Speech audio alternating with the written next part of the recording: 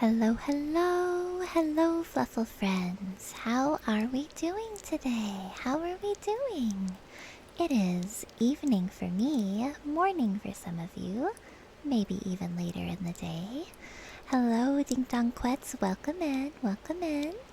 We are doing some cozy ASMR story time tonight. We actually don't have very much left of the story, so I thought that if it doesn't take too long to finish reading it, we might play a surprise game that I have been really looking forward to playing that I have not started yet. But we will be keeping the ASMR vibes going the whole time, so we'll be doing a little bit of soft speaking while we play the game. Oh, hold on just a second.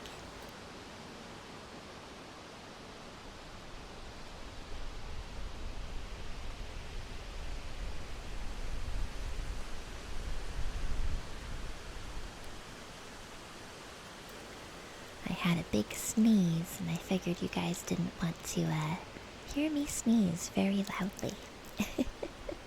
But yes, welcome in. Happy Wednesday or Thursday for some of you. And I hope you're having a good day/night. But yes, how are you doing today, Ding Dong Quets?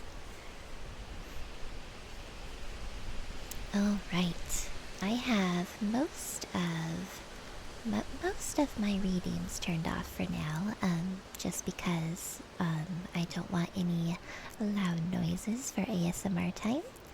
But we do have an ASMR sound redeem. I have a few items that I can make some sounds with if you would like to redeem that. I also have bunny pillow throwables that are very soft, very fluffy, very quiet when they hit me. As you can see, Cappuccino is snuggled up next to me with her little stack of books, and Newt is over there on his treasure chest sleeping. It might be hard to tell, but he's actually got a little capybara plushie snuggling in his blanket over there. He's all snuggly and cozy. But yes, let us start our story. We are on Chapter 10, The Further Adventures of Toad. And I don't actually know how many chapters there are. Let me see. There is a list. It looks like there are a total of 12 chapters. So we are on page 176, and there are 226 pages total. So we are almost done with this book. I mean, maybe it is a bit more than I think that it is, but we're at the last, quarter of the book, so yeah. Let's get started. Chapter 10, The Further Adventures of Toad. You know it's gonna be a silly one when Toad is involved. Also, please let me know if I need to adjust my mic, if I'm too loud or too quiet. I can always adjust it as well. Alright, the front door of the hollow tree faced eastwards, so Toad was called at an early hour, partly by the bright sunlight streaming in on him, partly by the exceeding coldness of his toes, which made him dream that he was at home in bed in his own handsome room with the Tudor window on a cold winter's night, and his bedclothes had got up, grumbling and protesting they couldn't stand the cold any longer, and had run downstairs to the kitchen fire to warm themselves, and he had followed, on bare feet, along miles and miles of icy stone-paved passages, arguing and beseeching them to be reasonable. He would probably have been aroused much earlier had he not slept for some weeks on straw over stone flags, and almost forgotten the friendly feeling of thick blankets pulled well up around the chin. I love that. I actually like sleeping with my blanket. I sleep on my side most of the time, so I like sleeping with my blanket up over my ear. Makes me feel cozy. Sitting up, he rubbed his eyes first and his complaining toes next, wondered for a moment where he was, looking round for familiar stone wall and little barred window, then, with a leap of the heart, remembered everything. His escape, his flight, his pursuit, remembered, first and best thing of all, that he was free. Free, the word and the thought alone were worth 50 blankets. He was warm from end to end as he thought of the jolly world outside, waiting eagerly for him to make his triumphal entrance, ready to serve him and play up to him, anxious to help him and to keep him company, as it always had been in the days of old, before misfortune fell upon him. He shook himself and combed the dry leaves out of his hair with his fingers, and, his toilet complete, marched forth into the comfortable morning sun, cold but confident, hungry but hopeful, all nervous terrors of yesterday dispelled by rest and sleep and frank and heartening sunshine. He had the world all to himself that early summer morning. The dewy woodland, as he threaded it, was solitary and still. The green fields that succeeded the trees were his own to do as he liked with. The road itself, when he reached it, in that loneliness that was everywhere, seemed, like a stray dog, to be looking anxiously for company.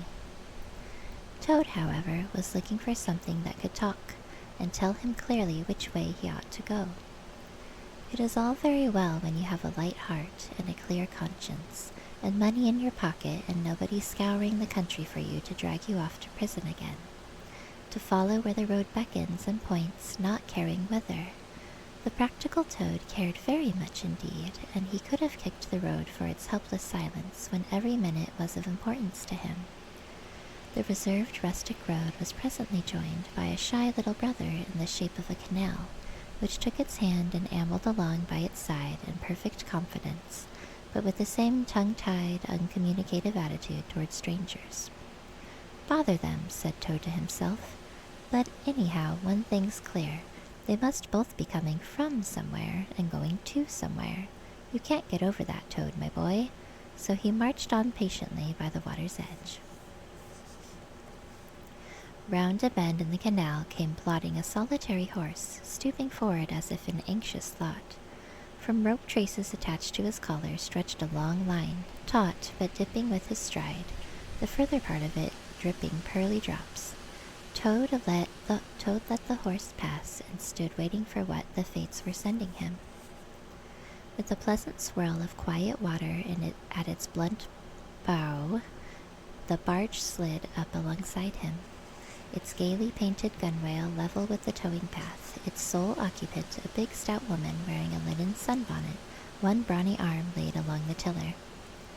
"A nice morning, ma'am," she remarked to the Toad as she drew up level with him.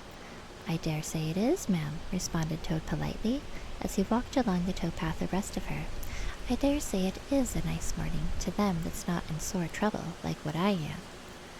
Here's my merry daughter. She sends off to me post-haste to come to her at once, so off I comes, not knowing what may be happening or going to happen, but fearing the worst, as you will understand, ma'am, if you're a mother too, and I've left my business to look after itself.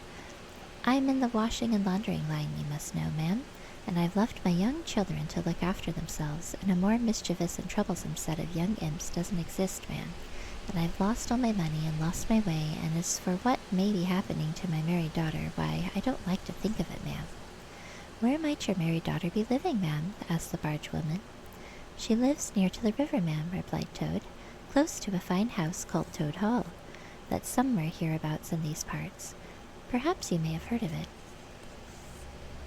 "Toad Hall? Why, I'm going that way myself," replied the barge woman. "This canal joins the river some miles further on, a little above Toad Hall, and then it's an easy walk. You come along in the barge with me, and I'll give you a lift." Toad is ever so sneaky. She steered the barge close to the bank, and Toad, with many humble and grateful acknowledgments, stepped lightly on board and sat down with great satisfaction. "Toad's luck again," thought he. "I always come out on top." "So you're in the washing business, ma'am," said the barge woman politely, as they glided along. "And a very good business you've got, too, I dare say, if I'm not making too free in saying so." "Finest business in the whole country," said Toad airily. "All the All the gentry come to me, wouldn't go to anyone else if they were paid. They know me so well. You see, I understand my work thoroughly and attend to it all myself. Washing, ironing, clear starching, making up gents' fine shirts for evening wear. Everything's done under my own eye. But surely you don't do all the work yourself, ma'am? Asked the barge woman respectfully. Oh, I have girls, said Toad lightly. 20 girls or thereabouts, always at work. But you know what girls are, ma'am. Nasty little hussies, that's what I call them. Wow. So do I, too, said the barge woman, with great heartiness. But I dare say you set yours to rights, the idle trollops, and you are very fond of washing. Oh, and are you very fond of washing? I love it, said Toad. I simply dote on it. Never so happy as when I've got both arms in the wash-tub. But then, it comes so easy to me. No trouble at all. A real pleasure, I assure you, ma'am.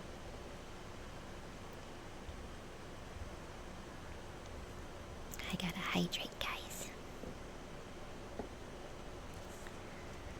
What a bit of luck meeting you, observed the barge woman thoughtfully. A regular piece of good fortune for both of us.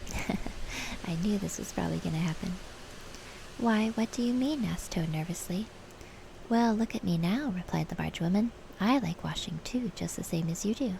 And for that matter, whether I like it or not, I have got to do all my own, naturally moving about as I do.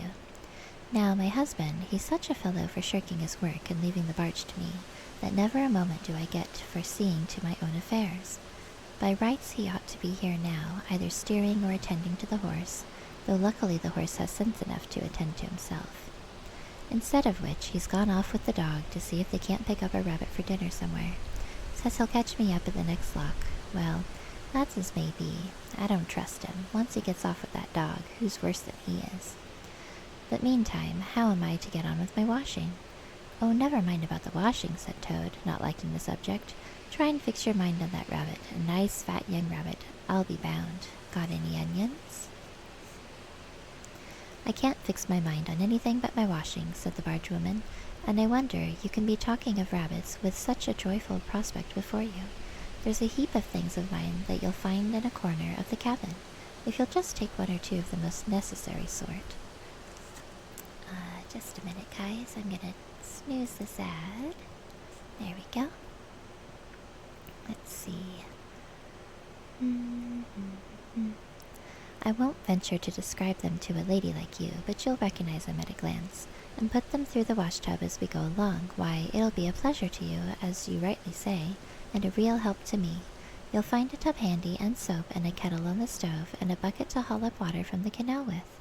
Then I shall know you're enjoying yourself instead of sitting here idle, looking at the scenery and yawning your head off. Here, you let me steer, said Toad, now thoroughly frightened, and then you can get on with your washing your own way.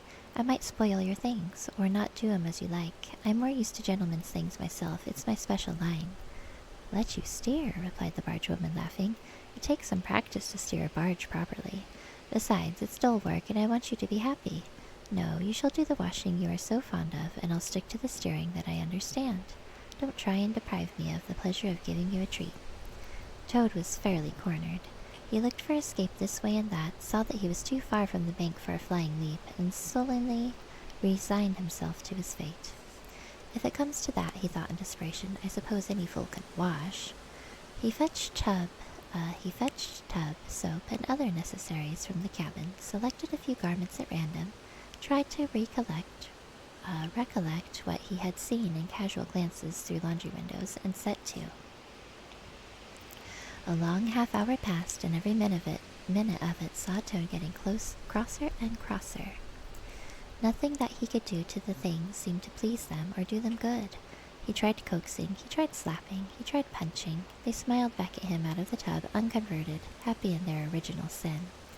Once or twice he looked nervously over his shoulder at the barge woman, but she appeared to be gazing out in front of her, absorbed in her staring. His back ached badly, and he noticed with dismay that his paws were beginning to get all crinkly. Now Toad was very proud of his paws. He muttered under his breath words that should never pass the lips of either washerwoman or Toads, and lost the soap for the 50th time. A burst of laughter made him straighten himself and look around. The barge woman was leaning back and laughing unrestrainedly, till the tears ran down her cheeks. I've been watching you all the time, she gasped. I thought you must be a humbug all along, from the conceited way you talked. Pretty washerwoman you are. Never washed so much as a dishclout in your life, I'll lay. Toad's temper, which had been simmering oh my goodness. Viciously? Yes, for some time, now fairly boiled over, and he lost all control of himself. You common, low-fat barge woman, he shouted. Don't you dare talk to your betters like that. Washerwoman indeed. I would have you know that I am a toad, a very well-known, respected, distinguished toad. I may be under a bit of a cloud at present, but I will not be laughed at by a barge woman. The woman moved nearer to him and peered under his bonnet keenly and closely. Why, so you are, she cried. Well, I never, a horrid, nasty, crawly toad, and in my nice, clean barge, too. Now that is a thing that I will not have. She relinquished the tiller for a moment. One big mottled arm shot out and caught Toad by a foreleg, while the other gripped him fast by a hind leg. Then the world turned suddenly upside down. The barge seemed to flit lightly across the sky. The wind whistled in his ears, and Toad found himself flying through the air, revolving rapidly as he went. The water, when he eventually reached it, with a loud splash, proved quite cold enough for his taste, though its chill was not sufficient to quell his proud spirit or slake the heat of his furious temper. He rose to the surface, spluttering, and when he had wiped the duckweed out of his eyes, the first thing he saw was the fat barge woman looking back at him over the stern of the retreating barge and laughing, and he vowed, as he coughed and choked, to be even with her. He struck out for the shore,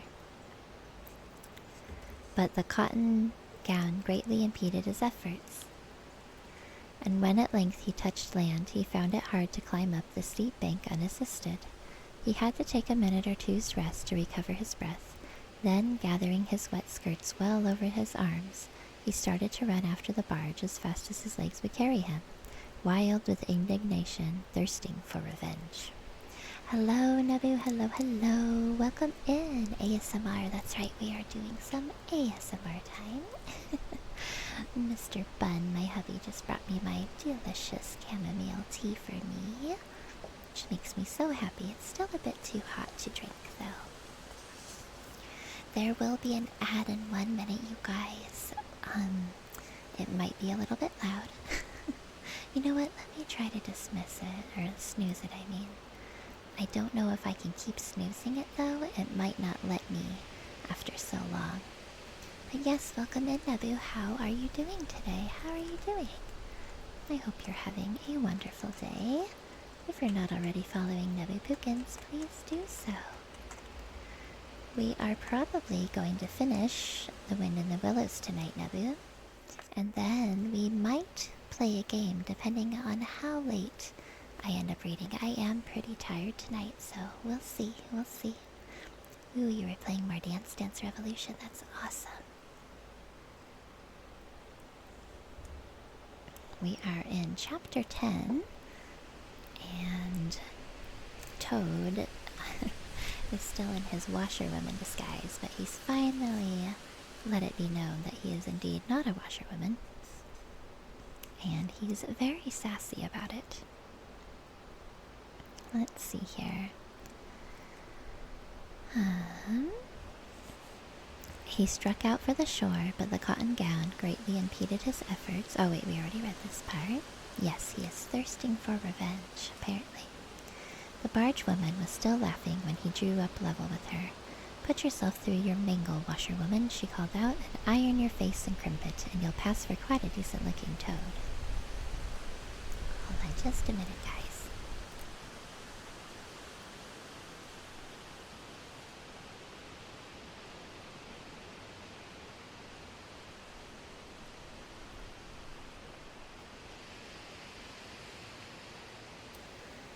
I keep having the sneezes. I've got some seasonal allergies right now, so I'm a little bit sneezy. Let's see. Toad never paused to reply. Solid revenge was what he wanted, not cheap, windy, verbal triumphs, though he had a thing or two in his mind that he would have liked to say. He saw what he wanted ahead of him. Running swiftly on, he overtook the horse, unfastened the tow rope, cast off, jumped lightly on the horse's back, and urged it to a gallop by kicking it vigorously in the sides. He steered for the open country, abandoning the towpath and swinging his steed down a rutty lane.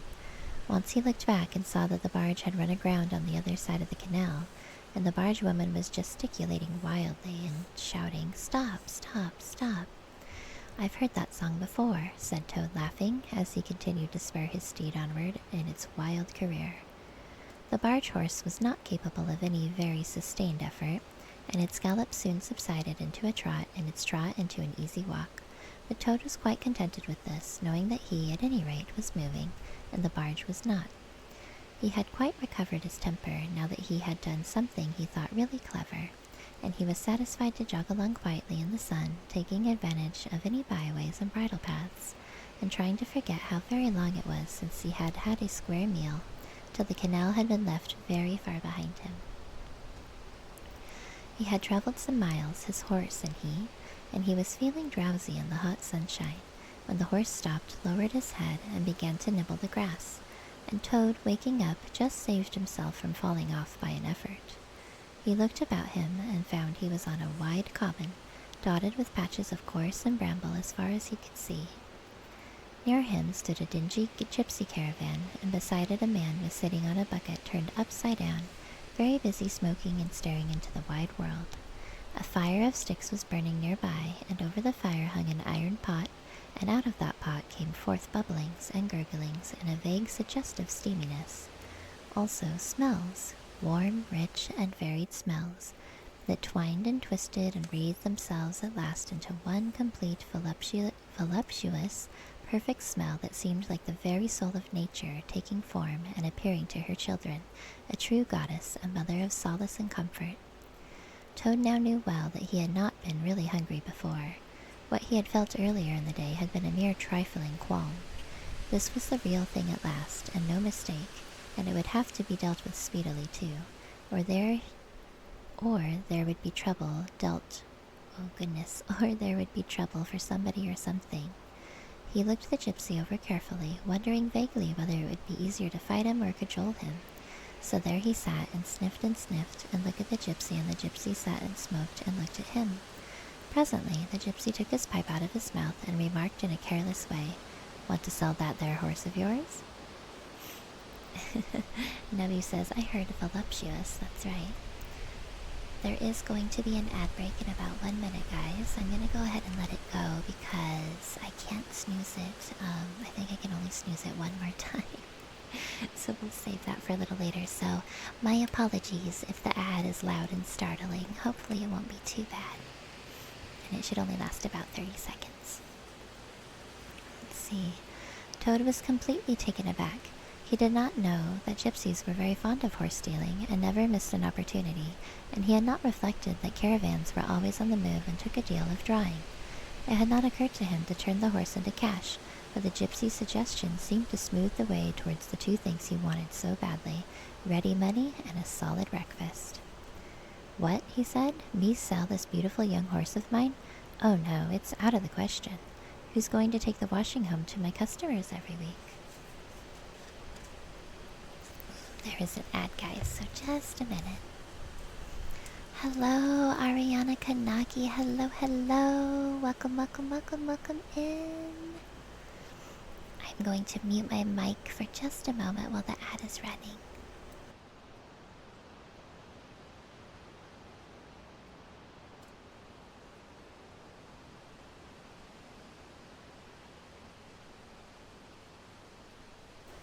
Welcome back from the ad break. I hope that it wasn't too loud for you guys. Hello, Ariana Kanagi. Welcome. Welcome in. How are you doing today? I hope you are having a good day or night. We are just reading some of The Wind and the Willows. Doing some cozy ASMR story time tonight. Good. I am good as well. Thank you for asking. Yeah, feeling comfy, feeling cozy. We actually don't have very much left of the story, so if I happen to finish it tonight, which I may or may not, we'll see. I might play a game for a little bit, but sticking with the ASMR quiet, soft voice and cozy vibes. But yes, welcome in. I'm glad you're doing well. Let's see. Besides, I am too fond of him, and he simply dotes on me. Try and love a donkey, suggested the gypsy. Some people do. You don't seem to see, continued Toad, that this fine horse of mine is a cut above you altogether. He's a blood horse, he is, partly, not the part you see, of course, another part. And he's been a prize hackney, too. In his time, that was the time before you knew him, but you can still tell it on him at a glance if you understand anything about horses. No, it's not to be thought of for a moment. All the same, how much might you be disposed to offer me for this beautiful young horse of mine? The gypsy looked the horse over, and then he looked Toad over with equal care, and looked at the horse again. "Shillin' a leg," he said briefly, and turned away, continuing to smoke and try to stare the wide world out of countenance. "A shilling a leg," cried Toad. "If you please, I must take a little time to work that out, and see just what it comes to." He climbed down off his horse, and left it to graze, and sat down by the gypsy, and did sums on his fingers, and at last he said, "A shilling a leg, why that comes to exactly 4 shillings, and no more. Oh no, I could not think of accepting 4 shillings for this beautiful young horse of mine." "Well," said the gypsy, "I'll tell you what I will do. I'll make it 5 shillings, and that's 3 sixpence more than the animal's worth, and that's my last word." Then Toad sat and pondered long and deeply, for he was hungry and quite penniless, and still some way, he knew not how far, from home, and enemies might still be looking for him. To one in such a situation, 5 shillings may very well appear a large sum of money. Let's see. Nebby says a lot of math in this story. On the other hand, it did not seem very much to get for a horse. But then again, the horse hadn't cost him anything, so whatever he got was all clear profit. At last he said firmly, "Look here, gypsy, I tell you what we will do, and this is my last word. You shall hand me over 6 shillings and 6 pence, cash down, and further, in addition thereto, you shall give me as much breakfast as I can possibly eat, at one sitting, of course, out of that iron pot of yours that keeps sending forth such delicious and exciting smells. In return, I will make over to you my spirited young horse, with all the beautiful harness and trappings that are on him, freely thrown in. If that's not good enough for you, say so, and I'll be getting on. I know a man near here who's wanted this horse of mine for years." The gypsy grumbled frightfully, and declared if he did a few more deals of that sort, he'd be ruined. But in the end, he lugged a dirty canvas bag out of the depths of his trouser pocket, and counted out 6 shillings and 6 pence into Toad's paw.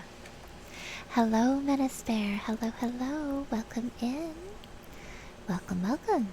We are reading some Wind in the Willows today. Some Wind in the Willows cozy ASMR story time. But yes, welcome in. How are you doing today?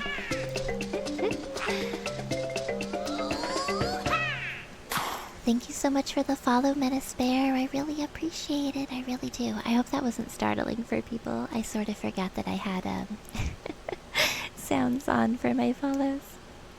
But yes, welcome in. Thank you for the follow. I really, really appreciate it. Doing good, good. I am doing good as well. It is evening for me, so I am a little sleepy. But I'm doing well, thank you. Welcome in. Welcome to the Fluffle family. That's what we call our chat here, because a Fluffle is a group of bunnies. It's midnight for you. It is. Oh golly, what time is it for me? Not midnight, but it is almost 10 o'clock for me, yeah. Well, I hope you're doing well. Nebu says, I'm part of the Fluffle family. You are, Nebu. Everybody who follows is part of the Fluffle family. Let's see. We are in chapter 10. We might finish it tonight. We'll see.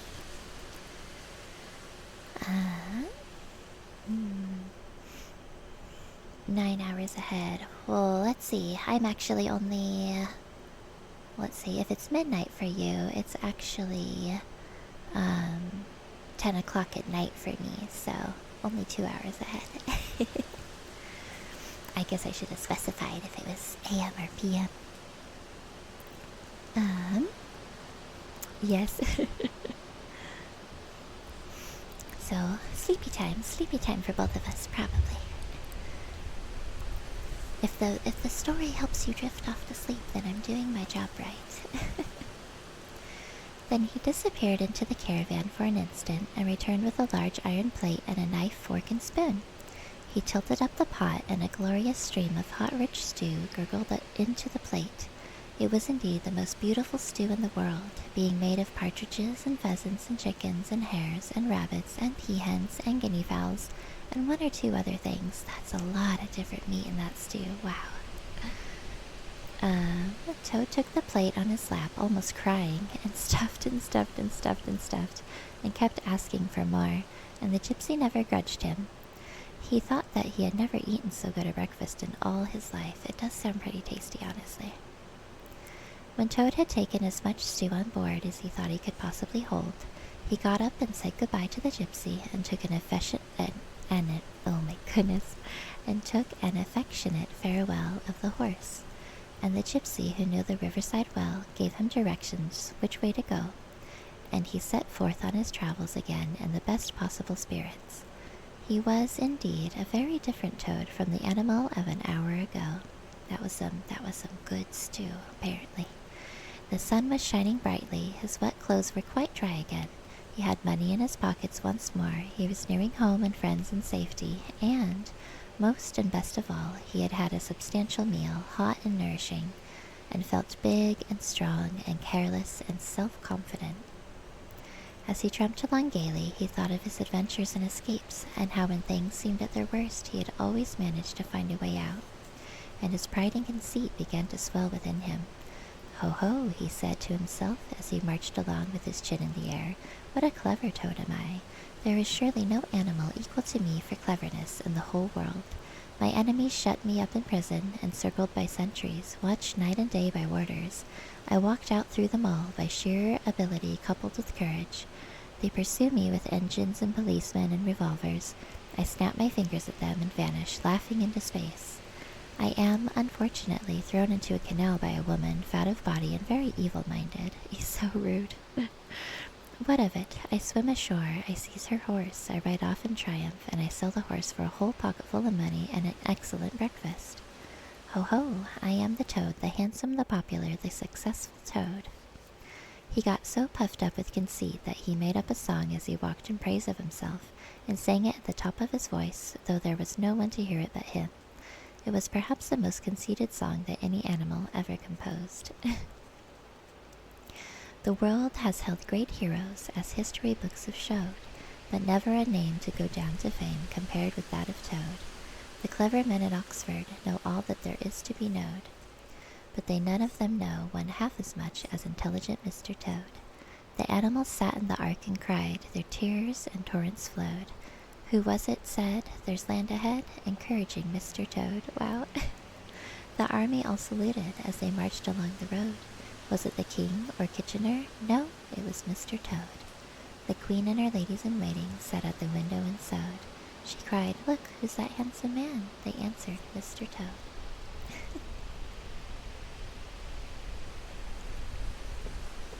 There was a great deal more of the same sort, but too dreadfully conceited to be written down. These are some of the milder verses. He sang as he walked, and he walked as he sang, and got more inflated every minute. But his pride was shortly to have a severe fall. After some miles of country lanes, he reached the high road, and as he turned into it and glanced along its white length, he saw approaching him a speck that turned into a dot, and then into a blob, and then into something very familiar. And a double note of warning, only too well known, fell on his delighted ear. "This is something like," said the excited Toad. "This is real life again. This is once more the great world from which I have been missed so long. I will hail them, my brothers of the wheel, and pitch them a yarn of the sort that had been so successful hitherto, and they will give me a lift, of course, and then I will talk to them some more, and, perhaps with luck, it may even end in my driving up to Toad Hall in a motor car. That will be one in the eye for Badger." Ariana Kanagi says, "I'm Fluffle even though I'm a cat." That's okay, you don't have to be a bunny to be part of the Fluffle. Let's see. He stepped confidently out into the road to hail the motor car, which came along at an easy pace, slowing down as it neared the lane, when suddenly he became very pale, his heart turned to water, his knees shook and yielded under him, and he doubled up and collapsed with a sickening pain in his interior. And well he might, the unhappy animal, for the approaching car was the very one he had stolen out of the yard of the Red Lion Hotel on that fatal day when all his troubles began, and the people in it were the very same people he had sat and watched at luncheon in the coffee room. That's such a cute emote. He sank down in a shabby, miserable heap in the road, murmuring to himself in his despair, "It's all up, it's all over now. Chains and policemen again. Prison again. Dry bread and water again. Oh, what a fool I have been. What did I want to go strutting about the country for, singing conceited songs and hailing people in broad day on the high road, instead of hiding till nightfall and slipping home quietly by back ways? Oh, hapless Toad. Oh, ill-fated animal." The terrible motor car drew slowly nearer and nearer, till at last he heard it stop just short of him. Two gentlemen got out and walked around the trembling heap of crumpled misery lying in the road, and one of them said, "Oh dear, this is very sad. Here is a poor old thing, a washerwoman apparently, who has fainted in the road. Perhaps she is overcome by the heat, poor creature, or possibly she has not had any food today. Let us lift her into the car and take her to the nearest village, where doubtless she has friends." They tenderly lifted Toad into the motor car and propped him up with soft cushions and proceeded on their way. I didn't realize that he was still wearing the washerwoman's clothes. When Toad heard them talk in so kind and sympathetic a manner, he knew that he was not recognized. His courage began to revive, and he cautiously opened first one eye and then the other. "Look," said one gentleman, "she is better already. The fresh air is doing her good. How do you feel now, ma'am?" "Thank you kindly, sir," said the Toad in a feeble voice. "I'm feeling a great deal better." "That's right," said the gentleman. "Now keep quite still, and above all, don't try to talk." "I won't," said Toad. "I was only thinking if I might sit on the front seat there, beside the driver, where I could get the fresh air full in my face, I should soon be all right again." "What a very sensible woman," said the gentleman. "Of course you shall." So they carefully helped Toad into the front seat beside the driver, and on they went once more. Toad was almost himself again by now. He sat up, looked about him, and tried to beat down the tremors, the yearnings, the old cravings that rose up and beset him and took possession of him entirely. "It is fate," he said to himself. "Why strive? Why struggle?" And he turned to the driver at his side. "Please, sir," he said, "I wish you would kindly let me try and drive the car for a little."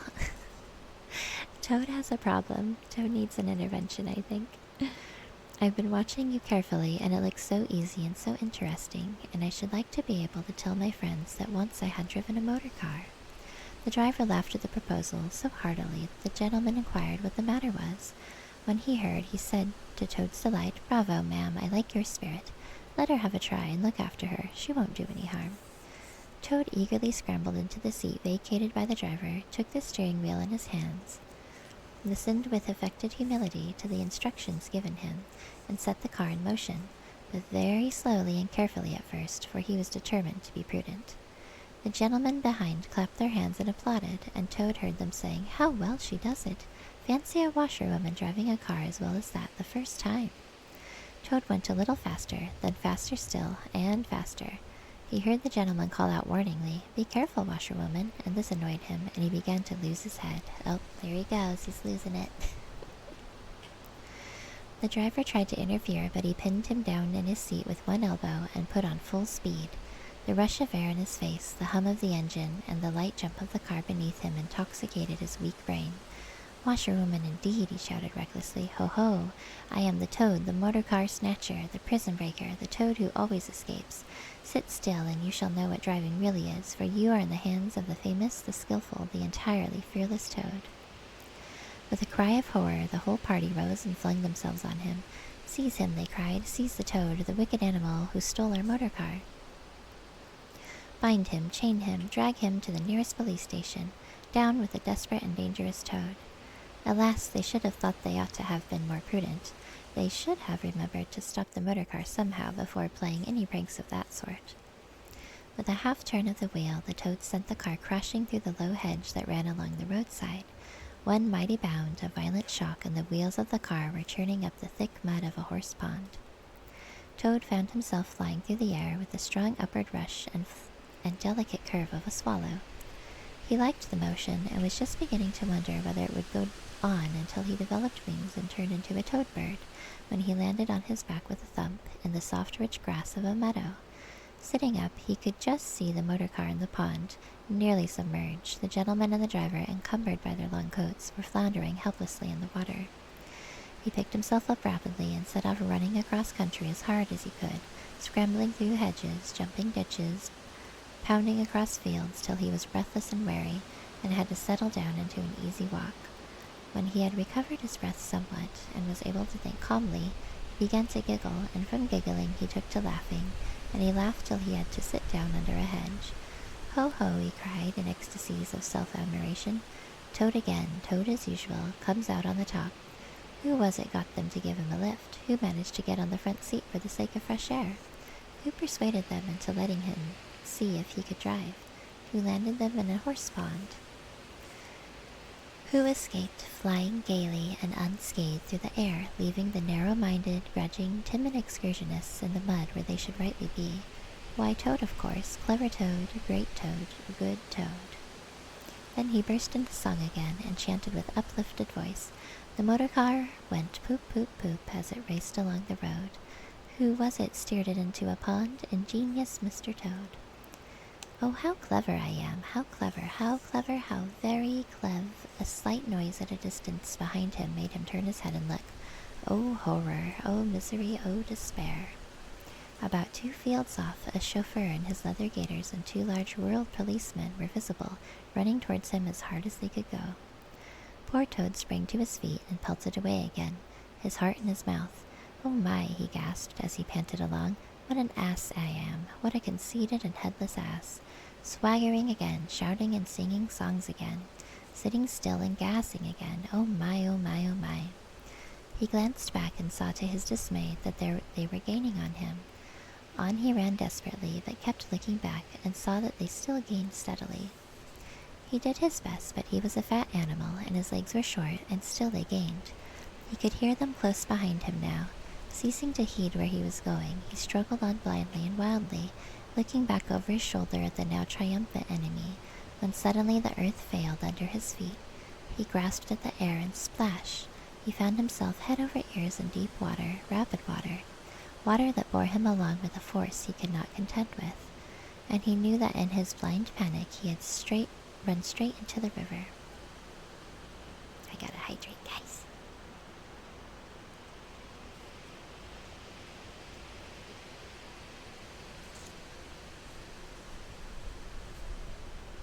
He rose to the surface and tried to grasp the reeds and the rushes that grew along the water's edge, close under the bank, but the stream was so strong that it tore them out of his hands. "Oh my," gasped poor Toad. "If I ever steal a motor car again, if I ever sing another conceited song." Then down he went and came up breathless and spluttering. Presently he saw that he was approaching a big dark hole in the bank, just above his head, and as the steam bore him past, he reached up with a paw and caught hold of the edge and held on. Then slowly and with difficulty he drew himself up out of the water, till at last he was able to rest his elbows on the edge of the hole. There he remained for some minutes, puffing and panting, for he was quite exhausted. As he sighed and blew and stared before him into the dark hole, stared before him into the dark hole, some bright small thing shone and twinkled in its depths, moving towards him. As it approached, a face grew up gradually around it, and it was a familiar face, brown and small with whiskers, grave and round, with neat ears and silky hair. It was the water rat. Menace Bear says, "Do you read scary horror ones too?" This is actually the only book I've read so far, but I would like to read more. I just have to make sure that I read ones that I won't get a copyright strike for. So, for example, this book is so old that it is in the public domain, so it would have to be a book that is in the public domain. If you do have a recommendation, though, you can feel free to join my Discord if you like. I will pop up my socials really quick here. I do have a Book Recos channel there. If there is some books you would possibly maybe like for me to read. But yeah, I don't really read horror. I might make an exception if it's something that isn't, let's see, how should I put this? Basically, if it's something that isn't like too terribly graphic, I kind of draw a hard line at like anything that contains harm to children in it. That's something that I just like, I can't handle. I'm too sensitive to that. But yeah, I don't know. It would be interesting to read like Edgar Allan Poe or something like that. That might be really fun. It's been many, many, many years since I read any Edgar Allan Poe though, so honestly I don't really remember exactly what it's like, but yeah, if there is something you're interested in, if you'd like to join the Discord, feel free to put it in the book recommendations. Let's see, chapter 11. Like summer tempests came his tears. Nebby says, I read Edgar Allan Poe once, never more. That's a pretty good joke, Nebby. The rat put out a neat little brown paw, gripped Toad firmly by the scruff of the neck, and gave a great hoist and a pull, and the waterlogged Toad came up slowly but surely over the edge of the hole, till at last he stood safe and sound in the hall, streaked with mud and weed, to be sure, and with the water streaming off him, but happy and high-spirited as of old, now that he found himself once more in the house of a friend, and dodgings and evasions were over, and he could lay aside a disguise that was unworthy of his position and wanted such a lot of living up to. Let's see, Ariana Kanagi says, I am not a horror fan, movies or games. Yeah, it really depends on what it is for me. Generally, I'm not a horror fan. There are some exceptions, though. I do like vampire stories. I liked, as far as shows go, I really liked the newest version of, oh goodness, what is it called? Interview with a Vampire. It was a series. They made a series out of it not too long ago. And I actually really enjoyed that, and I look forward to the next season when it comes out. So, yeah, it really just depends on what it is. But, yeah, generally speaking, I'm not super into horror either. Hello, Convoy VT. Hello, hello. Welcome in. Welcome to the chat. We are reading The Wind in the Willows tonight. We might finish it tonight. We're having some cozy ASMR story time. But yes, welcome in.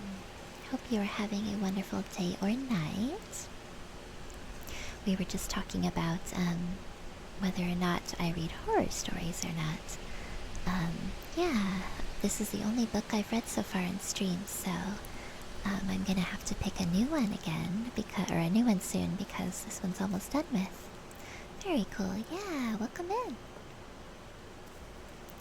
If I do finish this in a timely manner, I might play a game for a little bit, but keep the ASMR vibes going with the soft talking, but it could be that by the time I finish it, I also might just be very tired and want to go to bed. Because it is very late for me, but we'll see, we'll see. Let's see. Oh, Ratty, he cried. I've been through such times since I last saw you last. You can't think. Such trials, such sufferings, and all so nobly borne. Then such escapes, such disguises, such subterfuges, and all so cleverly planned and carried out. Been in prison, got out of it, of course, been thrown into a canal, swam ashore, stole a horse, and sold him for a large sum of money. Humbugged everybody, made 'em all do exactly what I wanted. Oh, I am a smart toad, and no mistake. What do you think my last exploit was? Just hold on till I tell you.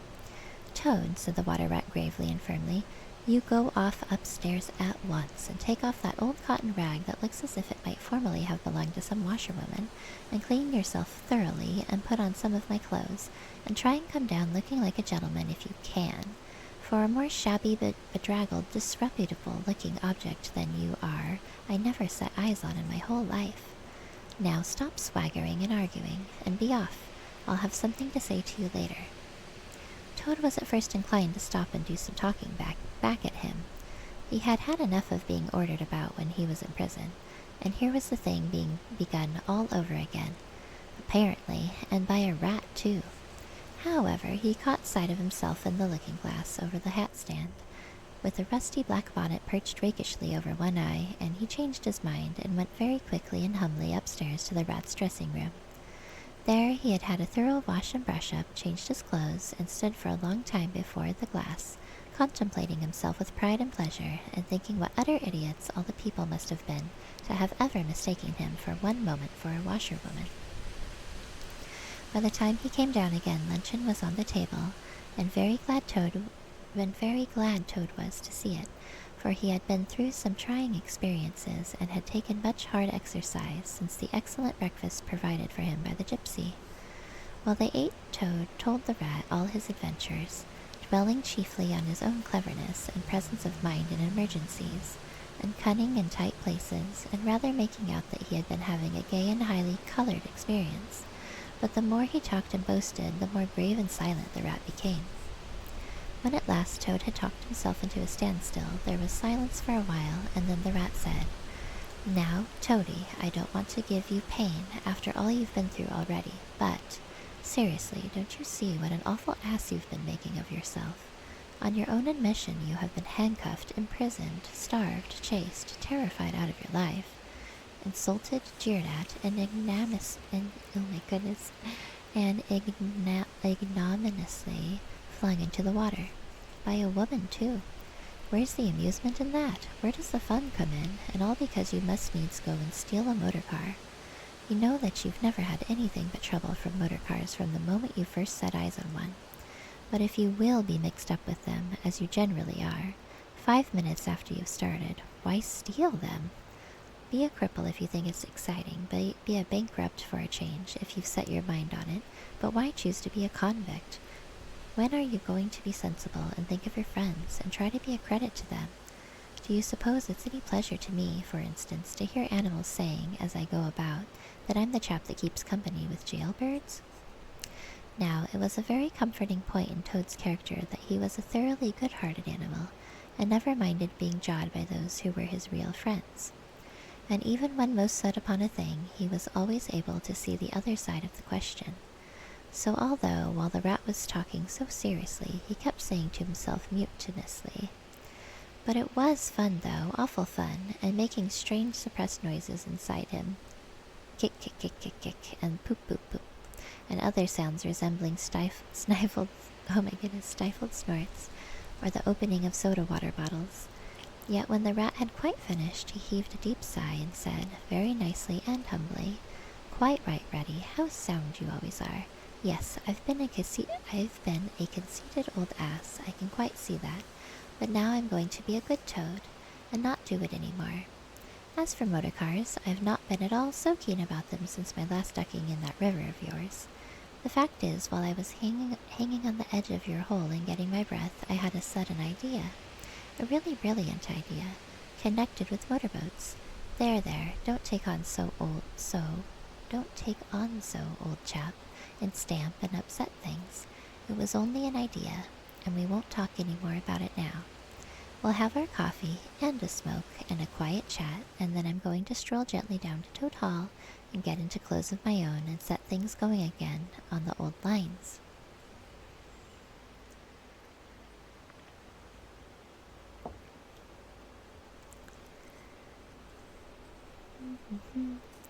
I've had enough of adventures. I shall lead a quiet, steady, respectable life, pottering about my property and improving it, and doing a little landscape gardening at times. There will always be a bit of dinner for my friends when they come to see me, and I shall keep a pony chaise to jog about the country in, just as I used to do in the good old days, before I got restless and wanted to do things. "Stroll gently down to Toad Hall," cried the rat, greatly excited.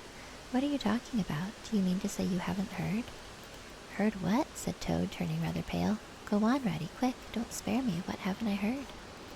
Do you mean to tell me, shouted the rat, thumping with his little fist upon the table, that you've heard nothing about the stoats and weasels? What, the wild wooders? Cried Toad, trembling in every limb. No, not a word. What have they been doing? And how they've been and taken Toad Hall? Continued the rat. Toad leaned his elbows on the table and his chin on his paws, and a large tear welled up in each of his eyes, overflowed and splashed on the table. Plop, plop.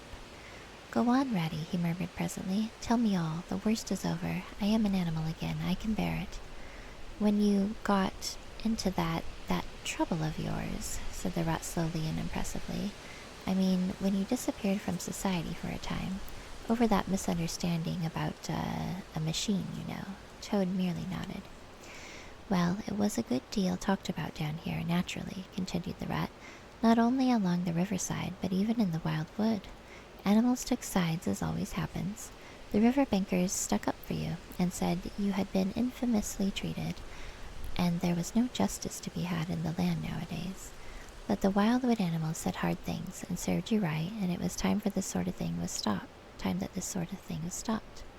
And they got very cocky and went about saying you were done for this time. You would never come back again, never, never. Toad nodded once more, keeping silence.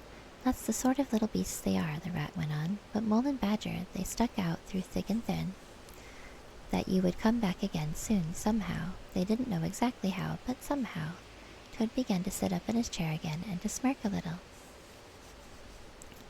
They argued from history, continued the rat. They said that no criminal laws had ever been known to prevail against cheek and plausibility such as yours, combined with the power of a long purse. So they arranged to move their things into Toad Hall and sleep there, and keep it aired, and have it all ready for you when you turned up. They didn't guess what was going to happen, of course. Still, they had their suspicions of the wildwood animals.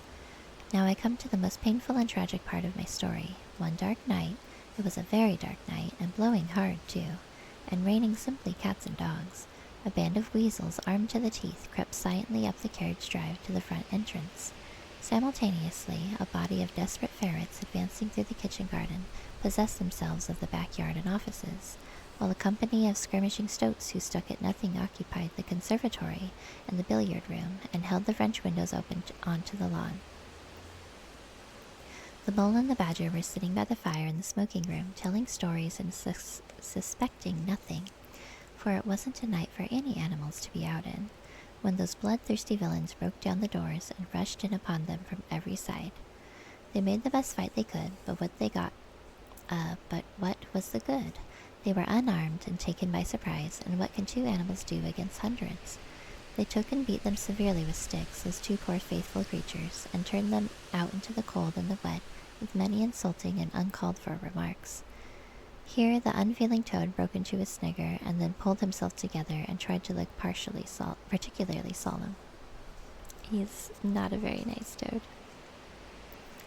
And the wild wooders have been living in Toad Hall ever since, continued the rat, and going on simply anyhow, lying in bed half the day, and breakfast at all hours, and the place is such a mess, I'm told, it's not fit to be seen. Eating your grub and drinking your drink and making bad jokes about you and singing vulgar songs about, well, prisons and magistrates and policemen, horrid personal songs with no humor in them, and they're telling the tradespeople and everybody that they've come to stay for good. Oh, have they? Said Toad, getting up and seizing a stick. I'll jolly soon see about that. It's no good, Toad, called the rat after him. You'd better come back and sit down. You'll only get into trouble. But the Toad was off, and there was no holding him. He marched rapidly down the road, his stick over his shoulder, fuming and muttering to himself in his anger, till he got near his front gate, when suddenly there popped up from behind the palings a long yellow ferret with a gun. Who comes there? Said the ferret sharply. Stuff and nonsense, said Toad very angrily. What do you mean by talking like that to me? Come out of it. Come out of it at once, or all. The ferret never said a word, or said never a word, but he brought his gun up to his shoulder. Toad prudently dropped flat in the road, and bang, a bullet whistled over his head. The startled Toad scrambled to his feet and scampered off down the road as hard as he could, and as he ran he heard the ferret laughing, and other horrid thin little laughs, taking it up and carrying on the sound.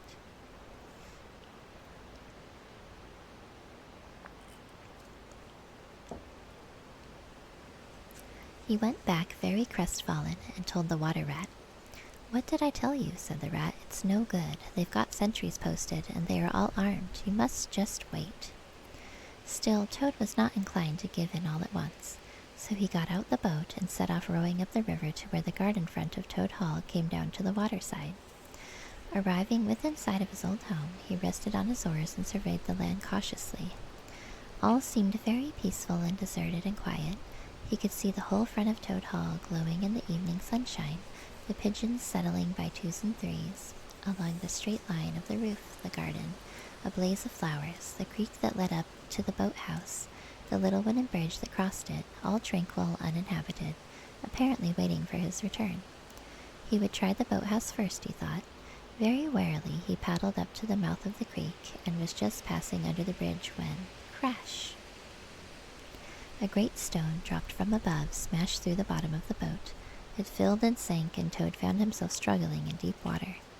Looking up, he saw two stoats leaning over the parapet of the bridge and watching him with great glee. "It will be your head next time, Toady," they called out to him. The indignant Toad swam to shore, while the stoats laughed and laughed, supporting each other, and laughed again till they nearly had two fits. That is, one fit each, of course. The Toad retraced his weary way on foot and related his disappointing experiences to the water rat once more. "Well, what did I tell you?" said the rat very crossly. "And now look here, see what you've been and done. Lost me my boat that I was so fond of, that's what you've done, and simply ruined that nice suit of clothes that I lent you. Really, Toad, of all the trying animals, I wonder you managed to keep any friends at all." The Toad saw at once how wrongly and foolishly he had acted. He admitted his errors and wrong-headedness, and made a full apology to Rat for losing his boat and spoiling his clothes. And he wound up by saying, with that frank self-surrender which always disarmed his friend's criticism and won them back to his side, "Ratty, I see that I have been a headstrong and a wilful Toad. Henceforth, believe me, I will be humble and submissive, and will take no action without your kind advice and full approval." "If that is really so," said the good-natured rat, already appeased, "then my advice to you is, considering the lateness of the hour, to sit down and have your supper, which will be on the table in a minute, and be very patient, for I am convinced that we can do nothing until we have seen the Mole and the Badger, and heard their latest news, and held conference, and taken their advice in this difficult matter." Yes, of course," the Mole and the Badger said. Yes, of course, the Mole and the Badger," said Toad lightly. "What's become of them, the dear fellows? I had forgotten all about them." "Well, may you ask?" said the rat reproachfully. "While you were riding about the country in expensive motor cars, and galloping proudly on blood horses, and breakfasting on the fat of the land, those two poor devoted animals have been camping out in the open, in every sort of weather, living very rough by day and lying very hard by night, watching over your house, patrolling your boundaries, keeping a constant eye on the stoats and the weasels, scheming and planning and contriving how to get your property back for you. You don't deserve to have such true and loyal friends, Toad. You don't, really. Some day, when it's too late, you'll be sorry you didn't value them more while you had them." "I'm an ungrateful beast, I know," sobbed Toad, shedding bitter tears. "Let me go out and find them, out into the cold dark night, and share their hardships, and try and prove by— Hold on a bit, surely I heard the chink of dishes on a tray. Supper's here at last, hooray! Come on, Ratty." The rat remembered that poor Toad had been on prison fare for a considerable time, and that large allowances had therefore to be made. He followed him to the table accordingly, and hospitably encouraged him in his gallant efforts to make up for past privations. They had just finished their meal and resumed their armchairs, when there came a heavy knock at the door. Toad was nervous, but the rat, nodding mysteriously at him, went straight up to the door and opened it, and in walked Mr. Badger. He had all the appearance of one who for some nights had been kept away from home and all its little comforts and conveniences. His shoes were covered with mud, and he was looking very rough and tousled. But then he had never been a very smart man, the Badger, at the best of times. He came solemnly up to Toad, shook him by the paw, and said, "Welcome Welcome home, Toad. Alas, what am I saying? Home indeed. This is a poor homecoming, unhappy Toad. Then he turned his back on him, sat down to the table, drew his chair up, and helped himself to a large slice of cold pie. Pie sounds really tasty. Toad was quite alarmed at this very serious and pretentious style of greeting, but the rat whispered to him, "Never mind, don't take any notice, and don't say anything to him just yet. He's always rather low and despondent when he's wanting his victuals. In half an hour's time he'll be quite a different animal." So they waited in silence, and presently there came another and a lighter knock. The rat, with a nod to Toad, went to the door and ushered in the mole, very shabby and unwashed, with bits of hay and straw sticking in his fur. "Hooray! Here's old Toad," cried the mole, his face beaming. "Fancy having you back again." And he began to dance round him. "We never dreamt you would turn up so soon. Why, you must have managed to escape, you clever, ingenious, intelligent Toad." The rat, alarmed, pulled him by the elbow, but it was too late. Toad was puffing and swelling already. "Clever? Oh no," he said. "I'm not really clever, according to my friends. I've only broken out of the strongest prison in England, that's all. And captured a railway train and escaped on it, that's all. And disguised myself and gone about the country humbugging everybody, that's all. Oh no, I'm a stupid ass, I am. I'll tell you one or two of my little adventures, Mole, and you shall judge for yourself." "Well, well," said the mole, moving towards the supper table. "Supposing you talk while I eat. Not a bite since breakfast. Oh my, oh my." And he sat down and helped himself liberally to cold beef and pickles. Toad straddled on the hearthrug, thrust his paw into his trouser pocket, and pulled out a handful of silver. "Look at that," he cried, displaying it. "That's not so bad, is it, for a few minutes' work? And how do you think I done it, Mole? Horse stealing, that's how I done it." "Go on, Toad," said the mole, immensely interested. "Toad, do be quiet, please," said the rat. "And don't you egg him on, Mole, when you know what he is. But please tell us as soon as possible what the position is, and what's best to be done now that Toad is back at last."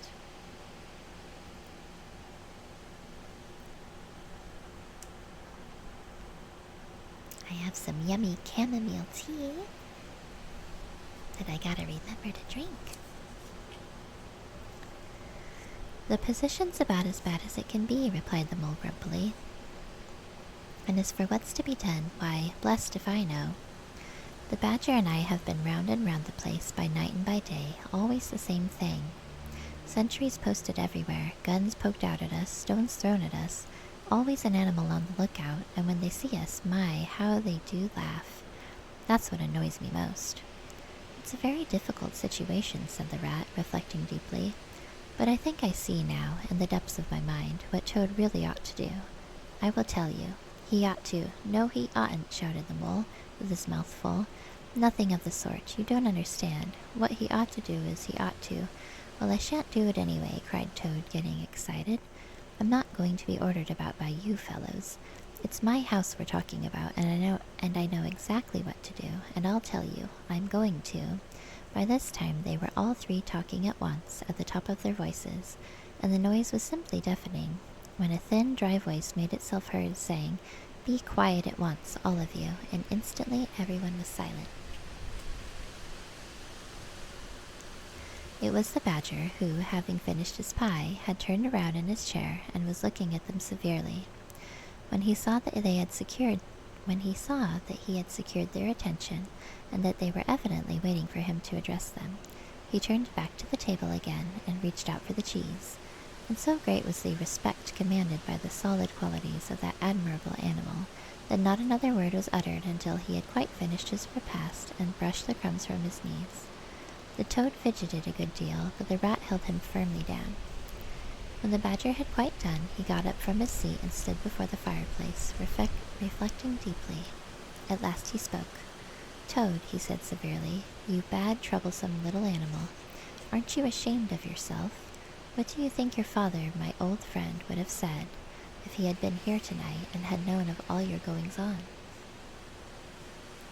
Toad, who was on the sofa by this time, with his legs up, rolled over his face, shaken by sobs of contrition. "There, there," went on the badger more kindly. "Never mind. Stop crying. We're going to let bygones be bygones and try and turn over a new leaf. But what the mole says is quite true. The stoats are on guard at every point, and they make the best sentinels in the world. It's quite useless to think of attacking the place. They're too strong for us. Then it's all over, sobbed the toad, crying into the sofa cushions. I shall go and enlist for a soldier and never see my dear Toad Hall any more. Come, cheer up, Toady, said the badger. There are more ways of getting back a place than taking it by storm. I haven't said my last word yet. Now, I'm going to tell you a great secret.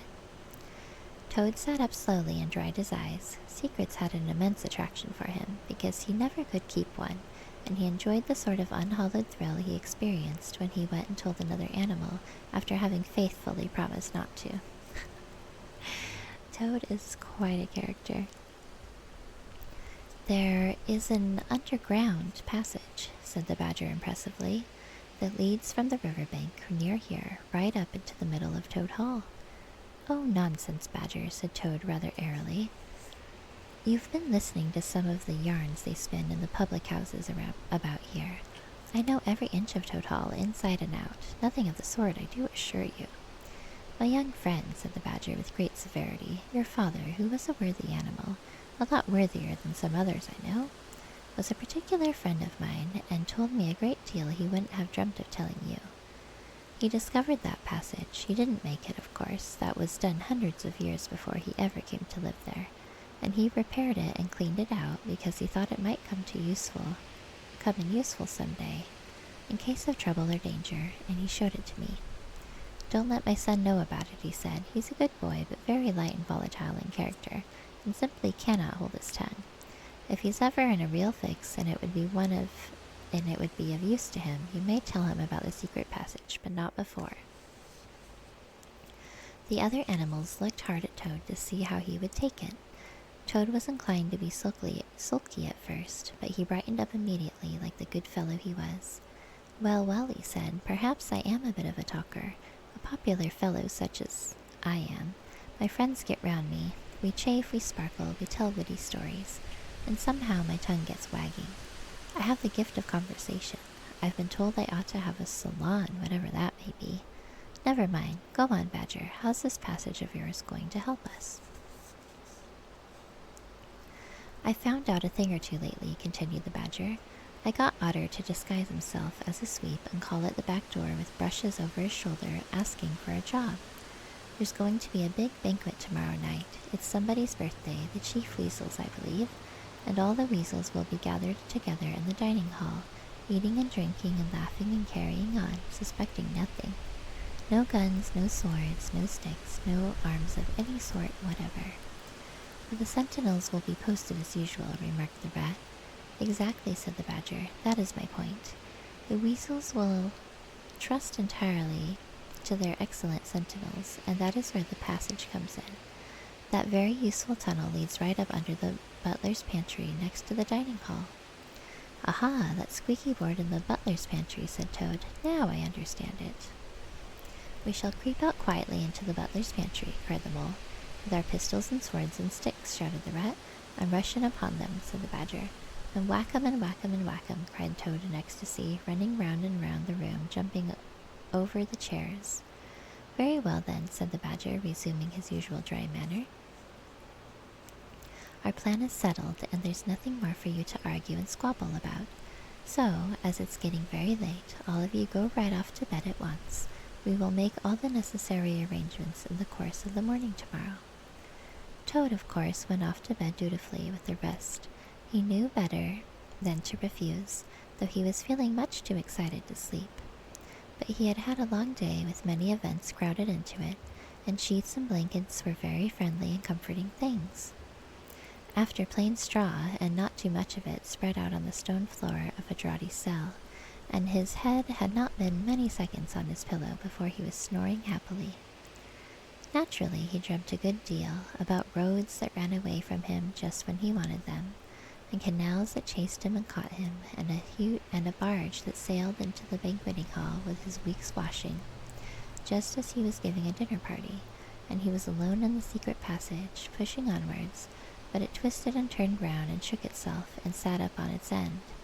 Yet somehow, at the last, he found himself back in Toad Hall, safe and triumphant, with all his friends gathered round him, and earnestly assuring him that he really was a clever toad.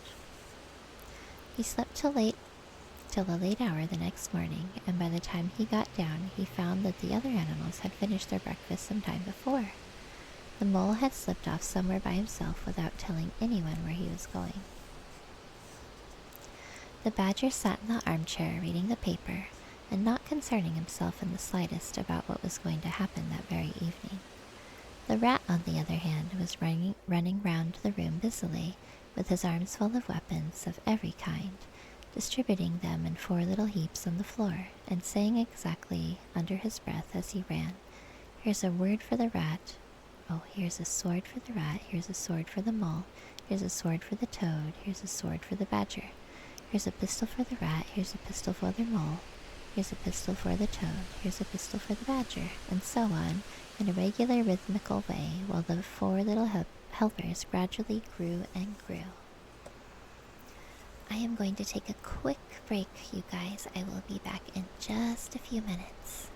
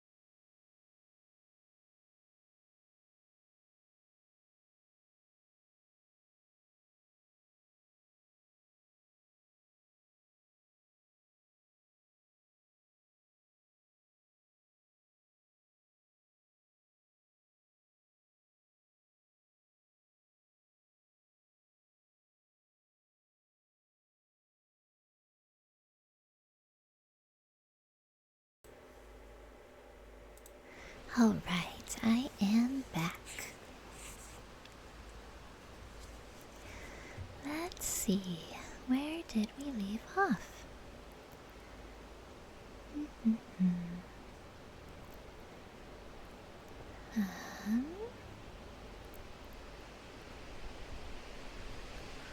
Okay. Let's see, the badger sat in the armchair reading the paper and not concerning himself in the slightest about what was going to happen that very evening. The rat, on the other hand, was running round the room busily, with his arms full of weapons of every kind, distributing them in 4 little heaps on the floor, and saying excitedly under his breath as he ran, "Here's a sword for the rat, here's a sword for the mole, here's a sword for the toad, here's a sword for the badger. Here's a pistol for the rat, here's a pistol for the mole, here's a pistol for the toad, here's a pistol for the badger, and so on in a regular rhythmical way, while the 4 little heaps gradually grew and grew. I think we read this part already. But that's okay. That's all very well, Rat, said the badger presently, looking at the busy little animal over the edge of his newspaper. I'm not blaming you, but just let us once get past the stoats with those detestable guns of theirs, and I assure you we shan't want any swords or pistols. We 4 with our sticks, once we're inside the dining hall, why, we shall clear the floor of all the lot of them in 5 minutes.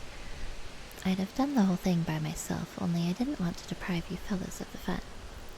It's as well to be on the safe side, said the rat reflectively, polishing a pistol barrel on his sleeve and looking along it. The toad, having finished his breakfast, picked up a stout stick and swung it vigorously, belaboring imaginary animals. I'll learn him to steal my house, he cried. I'll learn him, I'll learn him. Don't say learn him, Toad, said the rat, greatly shocked. It's not good English. What are you always nagging at Toad for? Inquired the badger, rather peevishly. What's the matter with his English? It's the same what I use myself, and if it's good enough for me, it ought to be good enough for you. I'm very sorry, said the rat humbly, only I think it ought to be teach 'em, not learn 'em. But we don't want to teach 'em, replied the badger. We want to learn 'em, learn 'em, learn 'em. And what's more, we're going to do it, too. Oh, very well, have it your own way, said the rat. He was getting rather muddled about it himself, and presently he retired into a corner where he could be heard muttering, learn 'em, teach 'em, learn 'em, till the badger told him rather sharply to leave off. Presently the mole came tumbling into the room, evidently very pleased with himself. I've been having such fun, he began at once. I've been getting a rise out of the stoats. I hope you've been very careful, Mole, said the rat anxiously. I should hope so too, said the mole confidently. I got the idea when I went into the kitchen to see about Toad's breakfast being kept hot for him. I found that old washerwoman dress that he came home in yesterday hanging on a towel horse before the fire. So I put it on, and the bonnet as well, and the shawl, and off I went to Toad Hall, as bold as you please. The sentries were on the lookout, of course, with their guns and their who comes there, and all the rest of their nonsense. Good morning, gentlemen, says I very respectfully. Want any washing done today? They looked at me very proud and stiff and haughty, and said, Go away, washerwoman, we don't do any washing on duty. Or any other time, says I. Ho, ho, ho. Wasn't I funny, Toad? Poor frivolous animal, said Toad very loftily. The fact is, he felt exceedingly jealous of Mole for what he had just done. It was exactly what he would have liked to have done himself, if only he had thought of it first, and hadn't gone and overslept himself. Some of the stoats turned quite pink, continued the mole, and the sergeant in charge, he said to me, very short, he said, Now run away, my good washerwoman. Now run away, my good woman, run away. Don't keep my men idling and talking on their posts. Run away, says I. It won't be me that'll be running away, in a very short time from now. Oh, Molly, how could you, said the rat, dismayed. The badger laid down his paper. I could see them pricking up their ears and looking at each other, went on the mole, and the sergeant said to them, Never mind her, she doesn't know what she's talking about. Oh, don't I, said I. Well, let me tell you this. My daughter, she washes for Mr. Badger, and that'll show you whether I know what I'm talking about, and you'll know pretty soon, too. 100 bloodthirsty badgers, armed with rifles, are going to attack Toad Hall this very night by the way of the paddock. 6 boatloads of rats with pistols and cutlasses will come up the river and effect a landing in the garden, while a picked body of toads, known as the diehards, or the death or glory toads, will storm the orchard and carry everything before them, yelling for vengeance. There won't be much left of you to wash by the time they've done with you, unless you clear out while you have the chance. Then I ran away, and when I was out of sight I hid, and presently I came creeping back along the ditch and took a peep at them through the hedge. They were all as nervous and flustered as can be, running all ways at once and falling over each other, and everyone giving orders to everybody else and not listening. And the sergeant kept sending off parties of stoats to distant parts of the grounds, and then sending other fellows to fetch 'em back again. And I heard them saying to each other, That's just like the weasels. They're to stop comfortably in the banqueting hall and have feasting and toasts and songs of all sorts of fun, while we must stay on guard in the cold and while we must stay on guard in the cold and the dark, and in the end be cut to pieces by bloodthirsty badgers." "Oh, you silly ass, Mole," cried Toad. "You've been and spoilt everything." "Mole," said the badger in his dry, quiet way, "I perceive you have more sense in your little finger than some animals have in their whole of their fat bodies. You have managed excellently, and I begin to have great hopes of you. Good Mole, clever Mole." The Toad was simply wild with jealousy, more especially as he couldn't make out for the life of him what the Mole had done that was so particularly clever. But fortunately for him, before he could show temper or expose himself to Badger's sarcasm, the bell rang for luncheon. It was a simple but sustaining meal, bacon and broad beans, and a macaroni pudding, and when they had quite done, the Badger settled himself into an armchair and said, "Well, we've got our work cut out for us tonight, and it will probably be pretty late before we're quite through with it, so I'm just going to take 40 winks while I can," and he drew a handkerchief over his face and was soon snoring. The anxious and laborious rat at once resumed his preparations, and started running between his 4 little heaps, muttering, "Here's a belt for the rat, here's a belt for the mole, here's a belt for the toad, here's a belt for the badger," and so on, with every fresh accoutrement he produced, to which there seemed really no end. So the mole drew his arm through Toad's, led him out into the open air, shoved him into a wicker chair, and made him tell all his adventures from beginning to end, which Toad was only too willing to do. The mole was a good listener, and Toad, with no one to check his statements or to criticize in an unfriendly spirit, rather let himself go. Indeed, much that he related belonged more properly to the category of what might have happened had I only thought of it in time instead of 10 minutes afterwards. Those are always the best and the raciest adventures, and why should they not be truly ours, as much as the somewhat inadequate things that really come off? Chapter 12, The Return of Ulysses.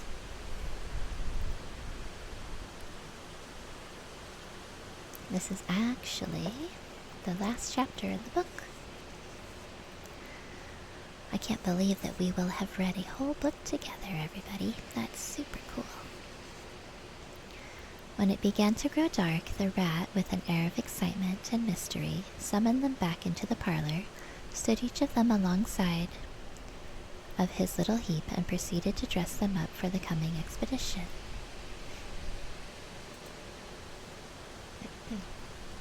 Excuse me.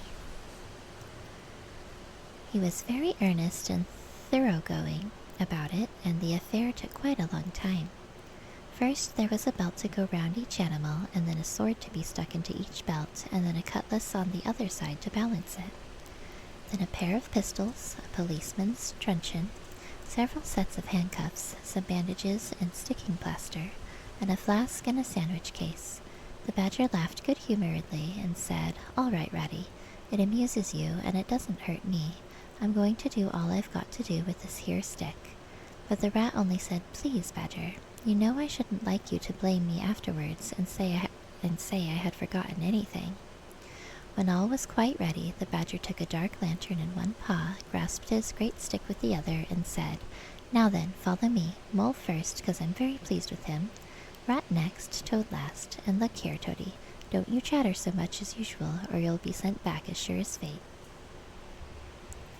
The Toad was so anxious not to be left out that he took up the inferior position assigned to him without a murmur, and the animals set off. The Badger led them along by the river for a little way, and then suddenly swung himself over the edge into a hole in the riverbank a little above the water. The Mole and the Rat followed silently, swinging themselves successfully into the hole as they had seen the Badger do. But when it came to Toad's turn, of course he managed to slip and fall into the water with a loud splash and a squeal of alarm. He was hauled out by his friends, rubbed down and wrung out hastily, comforted, and set on his legs, but the Badger was seriously angry, and told him that the very next time he made a fool of himself, he would most certainly be left behind.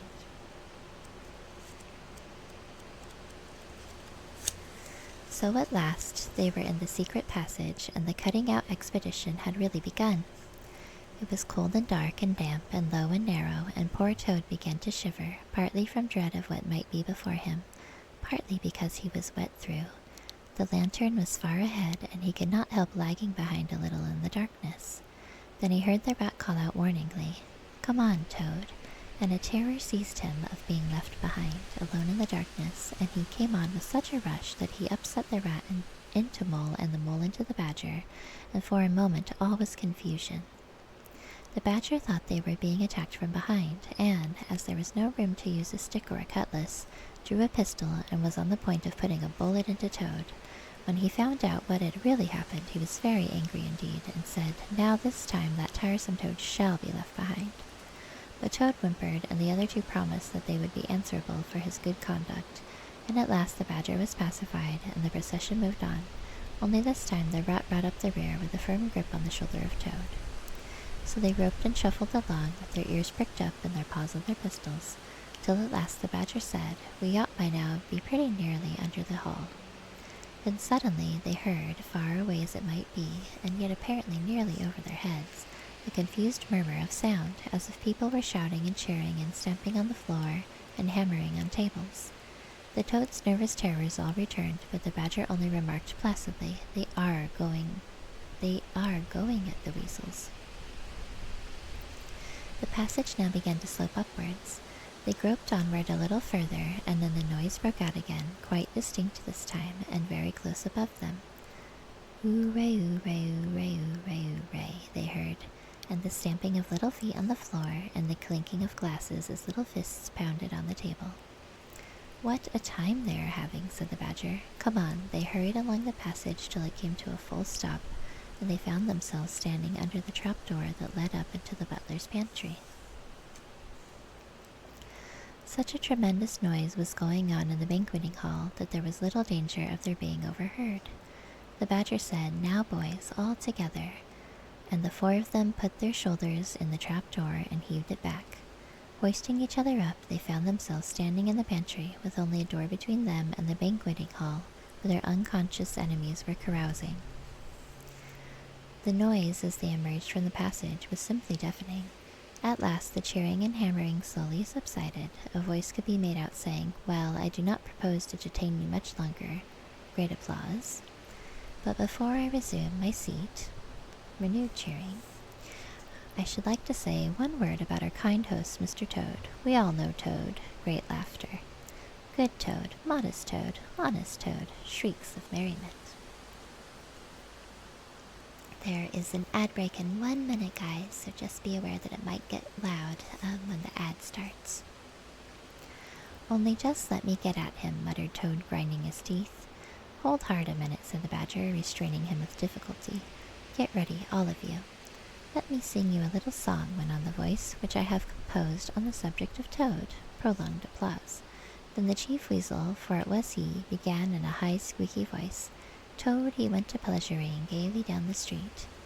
The badger drew himself up, took a firm grip of his stick with both paws, glanced round at his comrades, and cried, "The hour is come, follow me," and flung the door open wide. My, what a squealing and a squeaking and a screeching filled the air.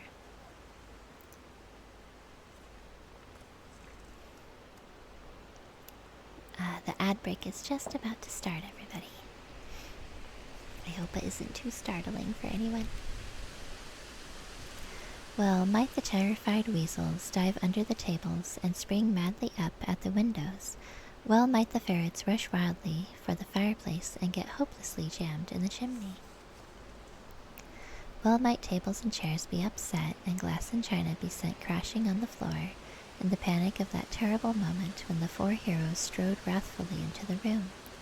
The mighty badger, his whiskers bristling, his great cudgel whistling through the air, Mole, black and grim, brandishing his stick and shouting his awful war cry, "A mole, a mole!" Rat, desperate and determined, his belt bulging with weapons of every age and every variety. Toad, frenzied with excitement and injured pride, swollen to twice his ordinary size, leaping into the air and emitting toad whoops that chilled them to the marrow. There's an ad break right now, guys. We will wait until the ad is done before continuing the story. That way nobody misses the story. Just a few more seconds.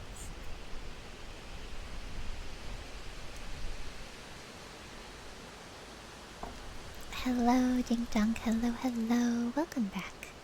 We are just letting the ad break finish up before we continue the story. Thank you for sticking around through the ads. Hopefully it wasn't too loud for everybody. I need to figure out how to disable those while I'm doing ASMR. But welcome back, everybody. And welcome back, Ding Dong Quets. Let's see.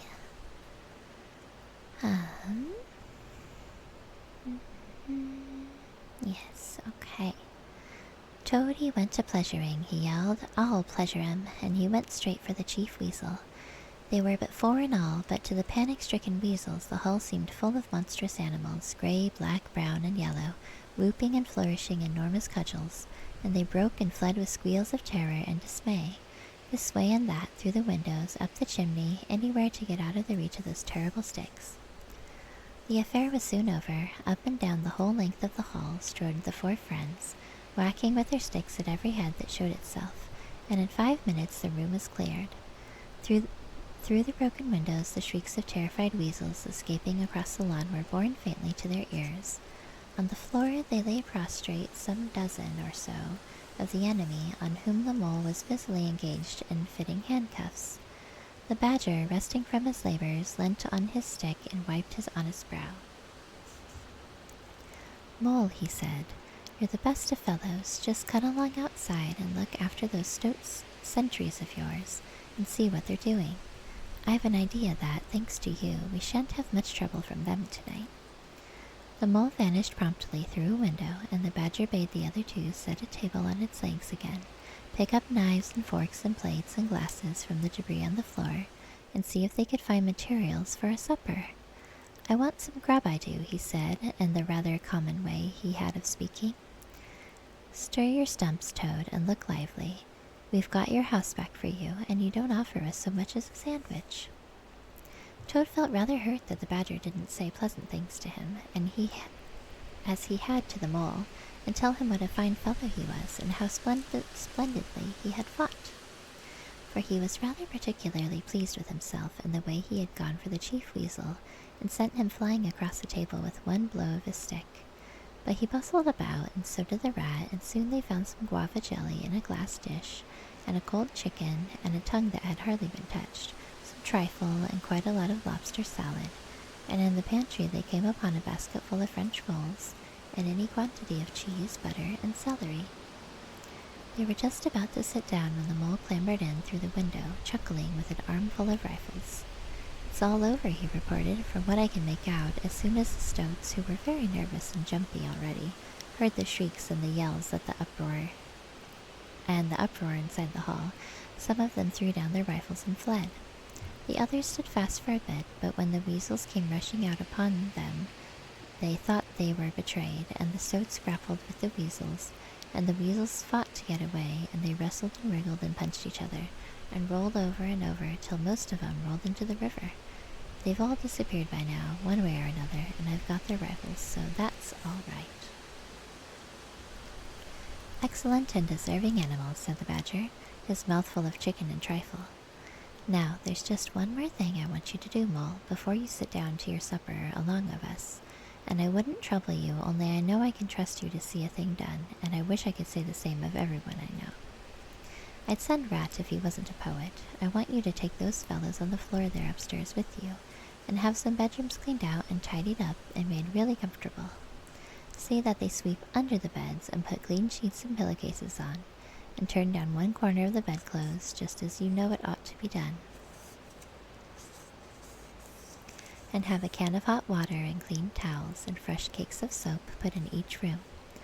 And then you can give them a licking apiece if it's any satisfaction to you, and put them out by the back door, and we shan't see any more of them, I fancy. And then come along and have some of this cold tongue. It's first rate. I'm very pleased with you, Mole. The good-natured Mole picked up a stick, formed his prisoners up in a line on the floor, gave them the order quick march, and led his squad off to the upper floor. After a time he appeared again, smiling, and said that every room was ready, and clean as a new pin. And I didn't have to lick 'em either, he added. I thought on the whole that they had had licking enough for one night, and the weasels, when I put the point to them, quite agreed with me, and said they wouldn't think of troubling me. They were very penitent, and said they were extremely sorry for what they had done, but it was all the fault of the chief weasel and the stoats, and if they ever could do anything for us at any time to make up, we had only to mention it. So I gave them a roll apiece, and let them out the back, and off they ran as hard as they could.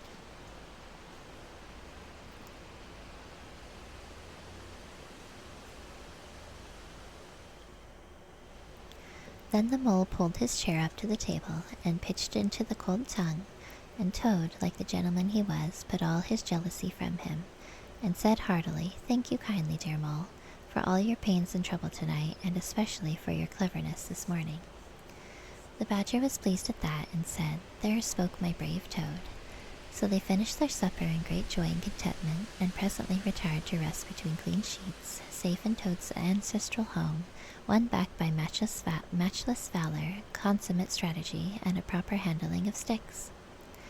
The following morning, Toad, who had overslept himself as usual, came down to breakfast disgracefully late, and found on the table a certain quantity of eggshells, some fragments of cold and leathery toast, a coffee pot 3/4 empty, and really little else, which did not tend to improve his temper, considering that, after all, it was his own house. Through the French windows of the breakfast room, he could see the mole and the water rat sitting in wicker chairs out on the lawn, evidently telling each other stories, roaring with laughter and kicking their short legs up in the air. The badger, who was in an armchair and deep in the morning paper, merely looked up and nodded when Toad entered the room. But Toad knew his man, so he sat down and made the best breakfast he could, merely observing to himself that he would get square with the others sooner or later. When he had nearly finished, the badger looked up and remarked rather shortly, "I'm sorry, Toad, but I'm afraid there's a heavy morning's work in front of you. You see, we really ought to have a banquet at one time to celebrate this affair. It's expected of you. In fact, it's the rule." "Oh, all right," said the Toad readily. "Anything to oblige. Though why on earth you should want to have a banquet in the morning, I cannot understand. But you know I do not live to please myself, but merely to find out what my friends want, and then try and arrange it for 'em, you dear old badger." "Don't pretend to be stupider than you really are," replied the badger crossly. "And don't chuckle and splutter in your coffee while you're talking. It's not manners. What I mean is, the banquet will be at night, of course, but the invitations will have to be written and got off at once, and you've got to write them. Now, sit down at that table, there's stacks of letter paper on it with Toad Hall at the top in blue and gold, and write invitations to all of our friends, and if you stick to it, we shall get them out before luncheon. And I'll bear a hand, too, and take my share of the burden. I'll order the banquet."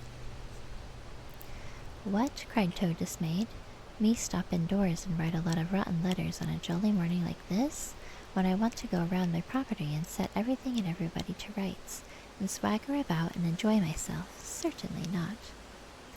I'll see you. Stop a minute, though. Why, of course, dear badger, what is my pleasure or convenience compared with that of others? You wish it done, and it shall be done. Go, badger, order this banquet, order what you like, then join our young friends outside in their innocent mirth, oblivious of me and my cares and tolls. I sacrifice this fair morning on the altar of duty and friendship." The badger looked at him very suspiciously, but Toad's frank, open countenance made it difficult to suggest any unworthy motive in his change of attitude. He quitted the room, accordingly, to the direction of the kitchen, and as soon as the door had closed behind him, Toad hurried to the writing table. A fine idea had occurred to him while he was talking. He would write the invitations, and he would take care to mention the leading part he had taken in the fight, and how he had laid the chief weasel flat, and he would hint at his adventures and what a career of triumph he had to tell about. And on the flyleaf he would give a sort of program of entertainment for the evening, something like this, as he sketched it out in his head. "Speech by Toad. There will be other speeches by Toad during the evening. Address by Toad. Synopsis. Our prison system, the waterways of Old England, horse dealing and how to deal. Property, its rights and its duties, back to the land, a typical English squire. A squire song by Toad, composed by himself. Other compositions by Toad will be sung in the course of the evening by the composer.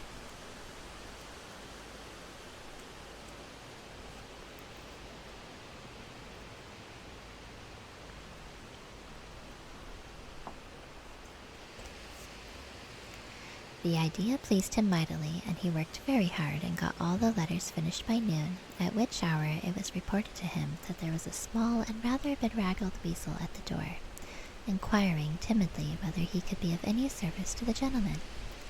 Toad swaggered out and found it was one of the prisoners of the previous evening, very respectful and anxious to please. He patted him on the head, shoved the bundle of invitations into his paw, and told him to cut along quick and deliver them as fast as he could, and if he'd like to come back again in the evening, perhaps there might be a shilling for him, or again, perhaps there mightn't, and the poor weasel seemed really quite grateful, and hurried off eagerly to do his mission. When the other animals came back to the luncheon, very boisterous and breezy after a morning on the river, the mole, whose conscience had been pricking him, looked doubtfully at Toad, expecting to find him sulky or depressed. Instead, he was so uppish and inflated that the mole began to suspect something, while the rat and the badger exchanged significant glances. As soon as the meal was over, Toad thrust his paws deep into his trouser pockets, remarked casually, "Well, look at yourselves, you fellows. Ask for anything you want," and was swaggering off in the direction of the garden, where he wanted to think about an idea or two for his coming speeches, when the rat caught him by the arm. Toad rather suspected what he was after, and did his best to get away, but when the badger took him firmly by the other arm, he began to see that the game was up. The two animals conducted him between them into the small smoking room that opened out of the entrance hall, shut the door, and put him into a chair.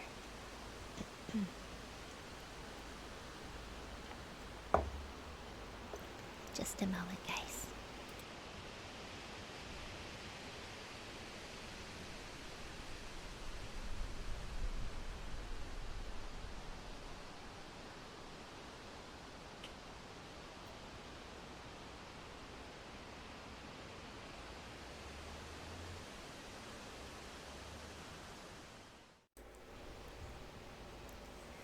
Then they both stood in front of him, while Toad sat silent and regarded them with much suspicion and ill humor.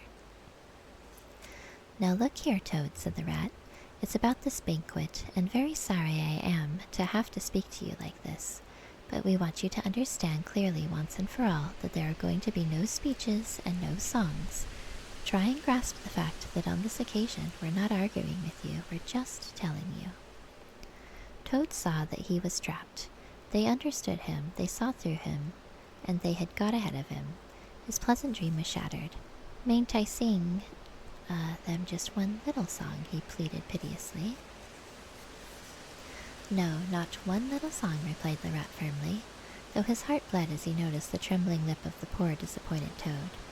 "It's no good, Toady. You know well that your songs are all conceit and boasting and vanity, and your speeches are all self-praise and gross exaggeration, and gas," put in the badger in his common way. "It's for your own good, Toady," went on the rat. "You know you must turn over a new leaf sooner or later, and now seems the splendid time to begin, a sort of turning point in your career. Please don't think that saying all this doesn't hurt me more than it hurts you." Toad remained a long while, plunged in thought. At last he raised his head, and the traces of strong emotion were visible on his features. "You have conquered, my friends," he said in broken accents. "It was, to be sure, but a small thing that I asked. Merely leave to blossom and expand for yet one more evening, to let myself go and hear the tumultuous applause that always seems to me, somehow, to bring out my best qualities. However, you are right. I know, and I am wrong. Henceforth I will be a very different Toad. My friends, you shall never have occasion to blush for me again. But oh dear, this is a hard world," and pressing his handkerchief to his face, He left the room with faltering footsteps. "Badger," said the rat, "I feel like a brute. I wonder what you feel like." "Oh, I know," said the badger gloomily. "But the thing had to be done. This good fellow has got to live here and hold his own and be respected. Would you have him a common laughing-stock, mocked and jeered at by stoats and weasels?" "Of course not," said the rat. "And talking of weasels, it's lucky we came upon that little weasel just as he was setting out with Toad's invitations. I suspected something from what you told me, and had a look at one or two. They were simply disgraceful. I confiscated the lot, and the good mole is now sitting in the blue boudoir filling up plain, simple invitation cards." At last the hour for the banquet began to draw near, and Toad, who, leaving the others, had retired to his bedroom, was still sitting there, melancholy and thoughtful. His brow resting on his paw, he pondered long and deeply. Gradually his countenance cleared, and he began to smile long, slow smiles. Then he took to giggling in a shy, self-conscious manner.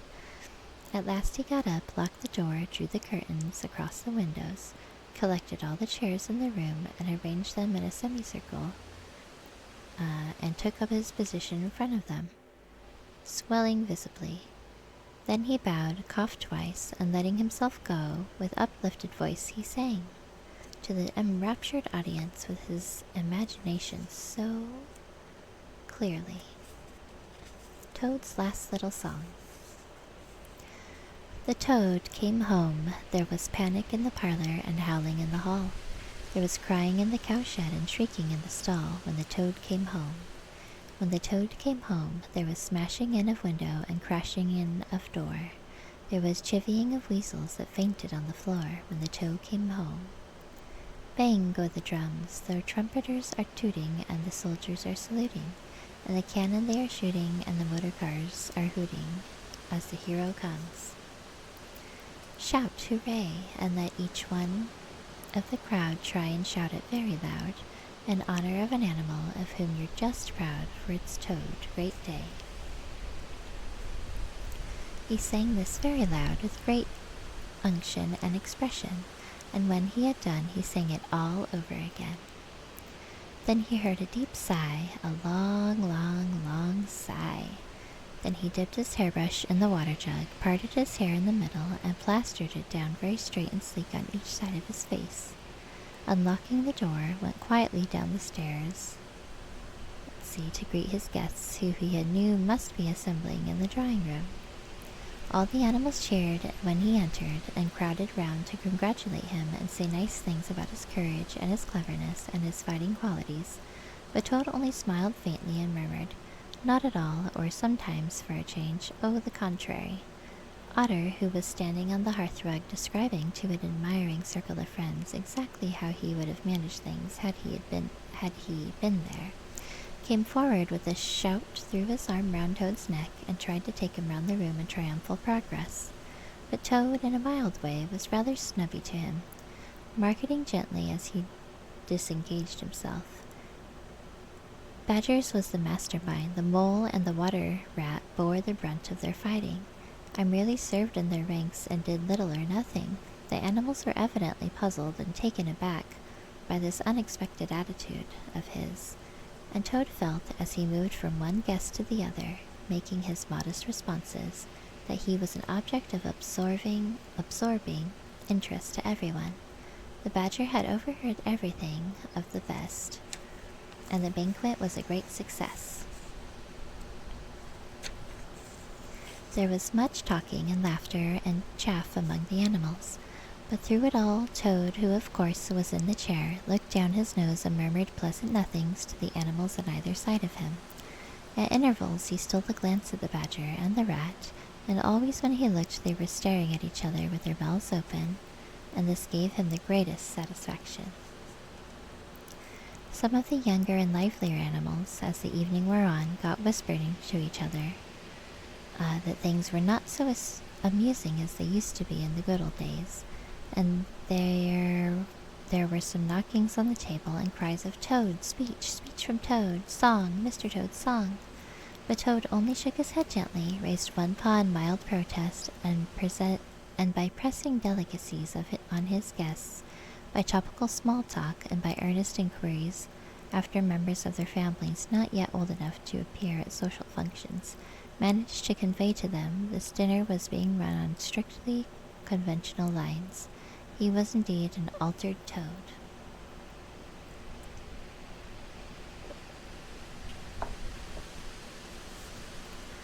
After this climax, the four animals continued to lead their lives, so rudely broken in upon by civil war, in great joy and contentment, undisturbed by further risings or invasions.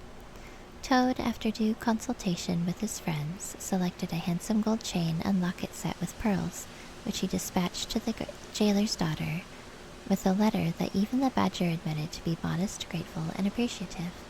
And the engine driver, in his turn, was properly thanked and compensated for all his pains and trouble. Under severe compulsion from the badger, even the barge woman was, with some trouble, sought out, and the value of her horse discreetly made good to her, though Toad kicked terribly at this, holding himself to be an instrument of fate, sent to punish fat women with mottled arms who couldn't tell a real gentleman when they saw one. Toad is so rude. The amount involved, it was true, was not very burdensome, the gypsy's valuation being admitted by local assessors to be approximately correct. Sometimes, in the course of long summer evenings, the friends would take a stroll together in the wild wood, now successfully tamed so far as they were concerned.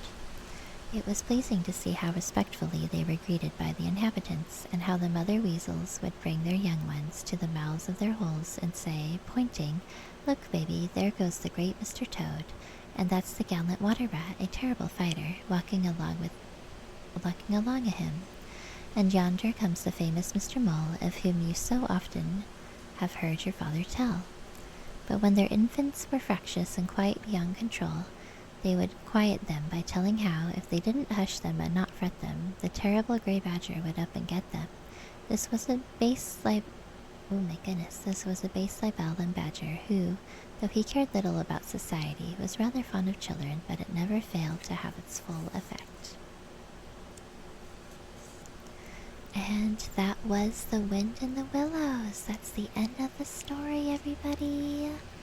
I can't believe we finally finished an entire book on stream. That's crazy.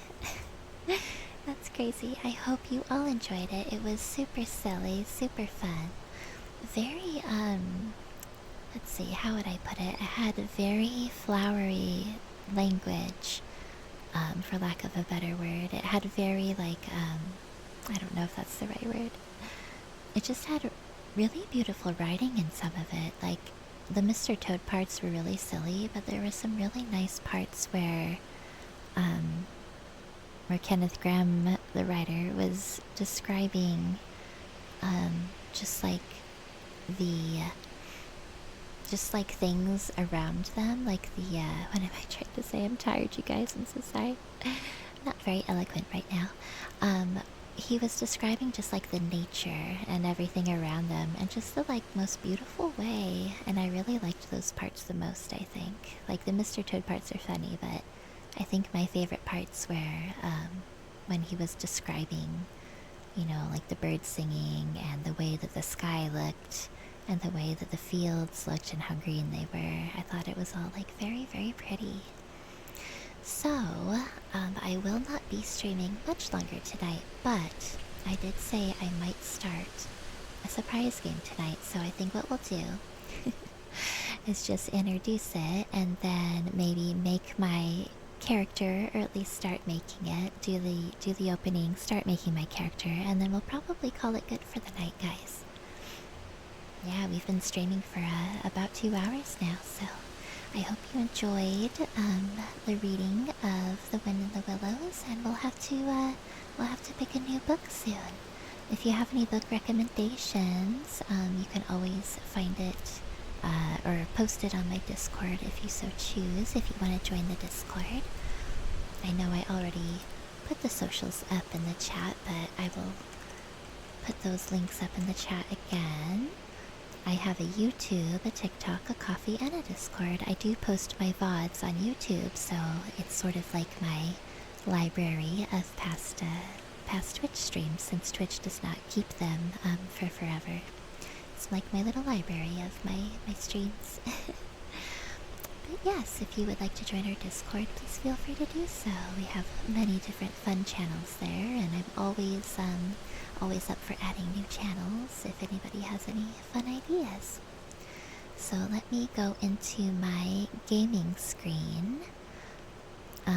I am going to keep the ASMR going, and as you can see at the very tippy top here of my overlay, we are going to start playing Oblivion Remastered. I've watched Mr. Bun, my hubby, play it a little bit.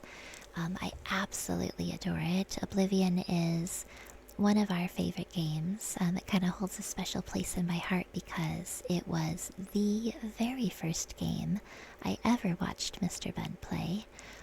So it's really special to me. Yeah, really special to me.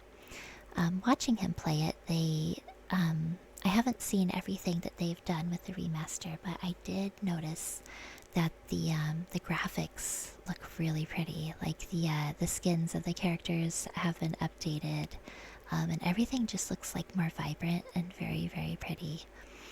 And it's just such a fun game. It has really, really fun dialogue. It's probably got the most fun dialogue I've ever seen in a game before. It's just so fun. Yeah, so let's start that up. I did turn it down, but it's definitely going to be a little bit louder than what we were just doing. But we're going to keep talking in a cozy, calm voice while we start up the game, and hopefully it won't be too loud or startling. Hopefully it should be fairly quiet. But yes, just be aware that it's going to be a little bit louder than it has been thus far tonight.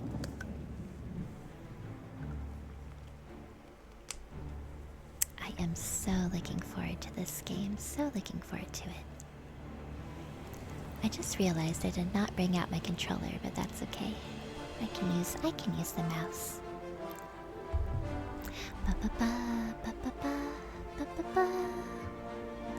Oh man, the first time I saw this screen, I was like, that is so cool.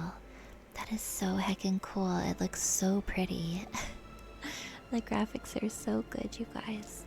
Yeah, I'm just super stoked. I'm super excited. So, like I said, we won't really be getting too far into it today. We're just probably gonna make a character and then call it good for the evening. But we'll watch the intro as well. Start a brand new game, guys. Here we go. I was born 87 years ago. For 65 years, I've ruled as Tamriel's emperor. You may recognize this person's but voice. For all these years, I've never been the ruler of my own dreams. I have seen the gates of Oblivion, beyond which no waking eye may see. Behold, in darkness, a doom sweeps the land.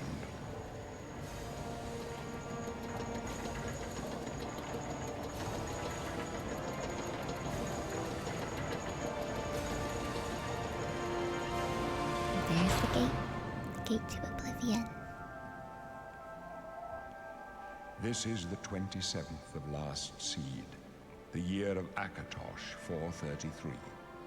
Excuse me. These are the closing days of the third era and the final hours of my life.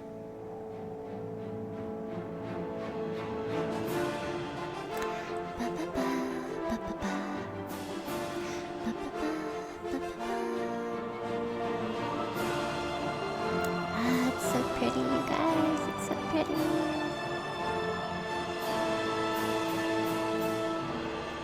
I love it. I love it so much. It fills my heart with happiness.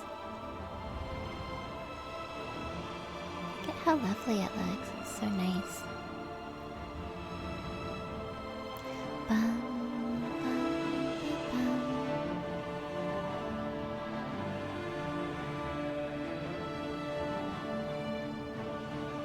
Bum, bum, bum, bum. There we go.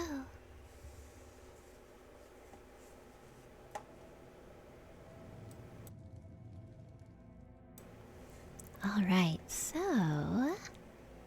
Oh, you know what? I actually have to be right back, you guys. I'll be right back.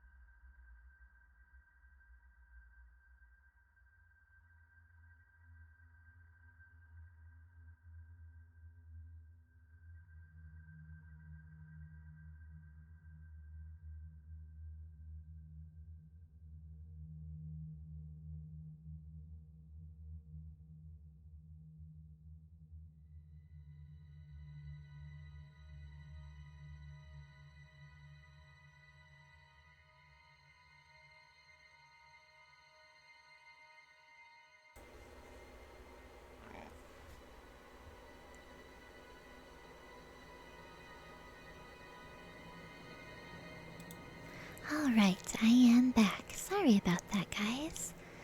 I have kiddos, and one of my kiddos needed some water. Alright, so... which race are we going to be? We could be an Argonian. Too bad they don't have any, bunny people, right? We could be an Argonian. Let's see, let's read all about them. Argonian. This reptilian race, well suited for the treacherous swamps of its homeland, has developed natural immunities to poisons. They can breathe underwater and are good at picking locks. We can be from Arnesia or Thornmarsh. Let's see. Breton. In addition to their quick and perceptive grasp of spellcraft, even the humblest of Bretons can boast a resistance to magical energies. They are particularly skilled at summoning and healing magic. They could be from High Rock or Sistras. We could be a Dark Elf, also known as Dunmer.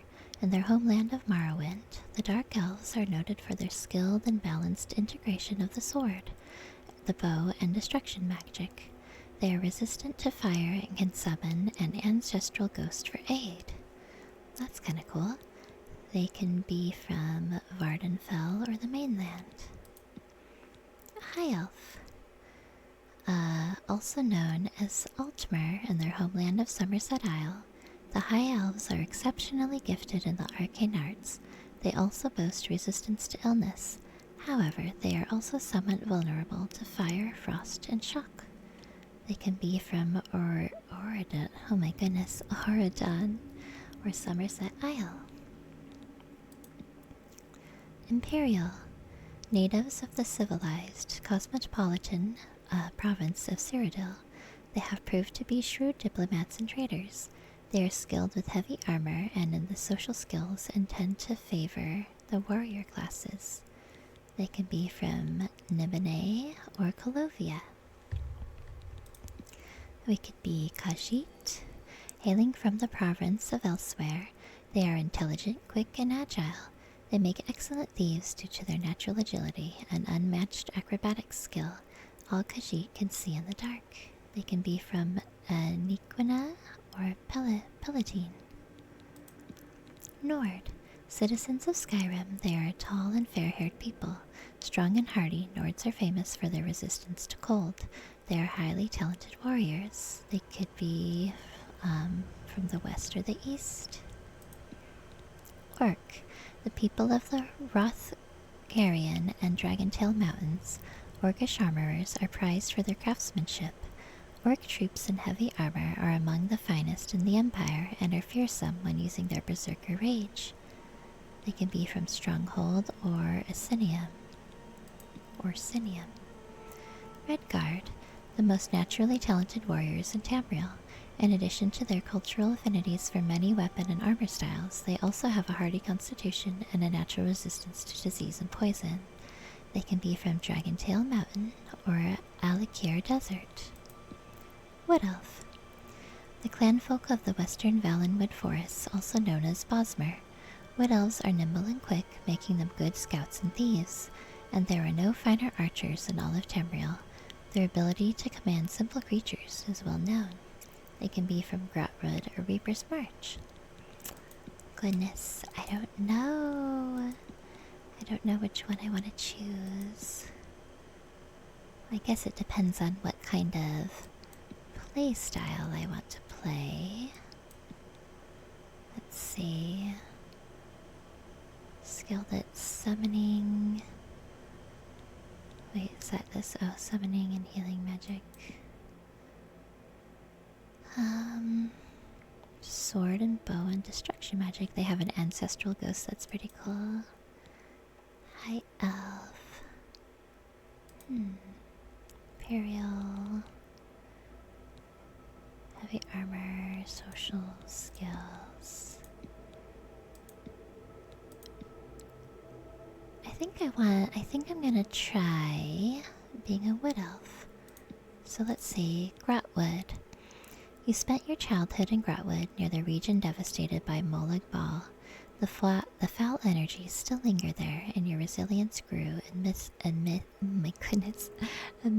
danger. Or Reaper's March. The border region that saw you grow was plagued by anger and resentment after centuries of war. You quickly learned how to soothe people and avoid unnecessary conflicts.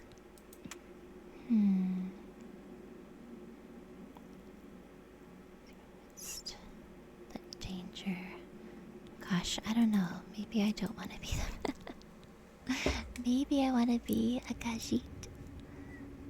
And Niquina, the harsh region where you lived and trained, hardened your body and taught you how to defend yourself with your bare fists or any weapon you could find. Palatine. Your parents lived in Palatine and your childhood memories are filled playing and running around in the jungles or on the pristine beaches. That sounds really nice. So they are very acrobatic, intelligent, quick, and agile. They make excellent thieves. See, I don't think I would really be a thief, though. I like the randomizer. It's super fun. I like the idea of whatever the ability to command simple creatures is. See, they would make a good thief, too. Let's try being a wood elf. Let's see. Whoops. On type 2. Ooh, how old do we want to be? We could be heckin' old if we wanted. This is good. Maybe. This is good, I think. I do wish they had, like, more, like, a little bit more options. Yeah. I mean, they do, but oh, that's a cute hairstyle, actually. So let's see here. Brow ridge. So what does this do exactly? Oh, I see, I see. Does it start in the middle? Yeah, it does.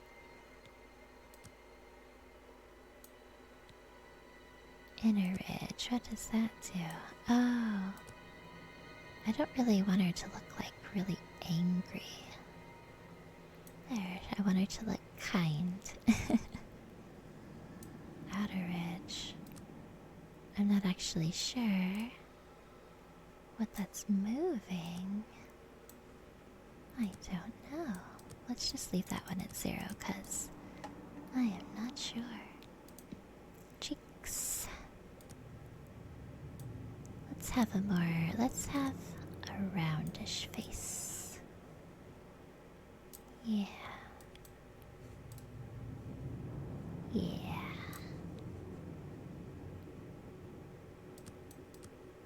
Gaunt. Huh.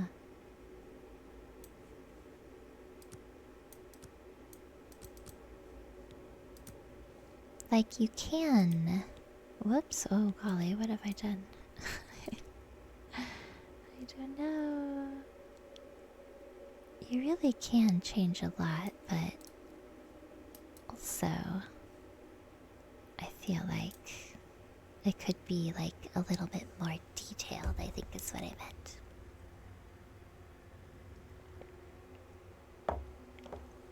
Okay.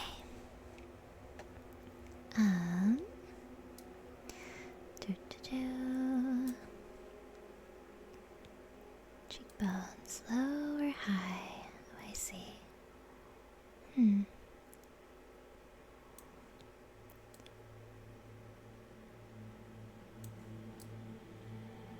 It's sort of hard to see in this light.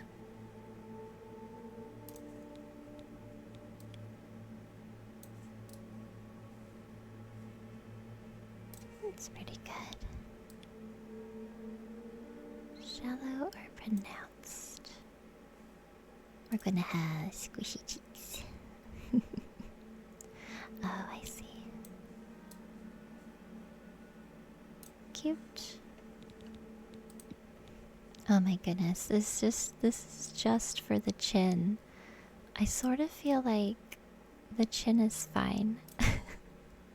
I don't think we're gonna mess with the chin. Eyes. Oh, I see. I think we should just keep this here. Oh. We could have little eyes, we could have ginormous eyes. We'll just keep them in the middle. Oh, this is inward. Oh, interesting. Okay, I feel like we're not gonna mess with the eyes too much either. Brow, nose, chin. What does this do? Oh my goodness, I see. Okay. Again, probably.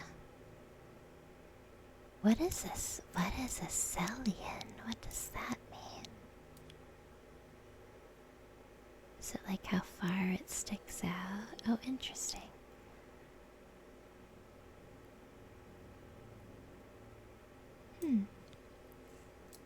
This is just the face. Light or heavy? What does that mean? Oh, I see. I liked how he had it.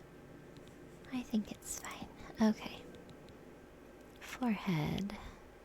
Oh, I see. Interesting.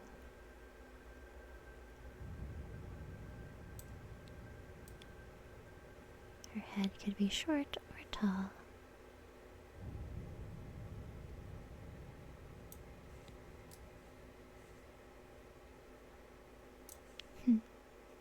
Backward or forward? I don't think we're gonna mess with that either.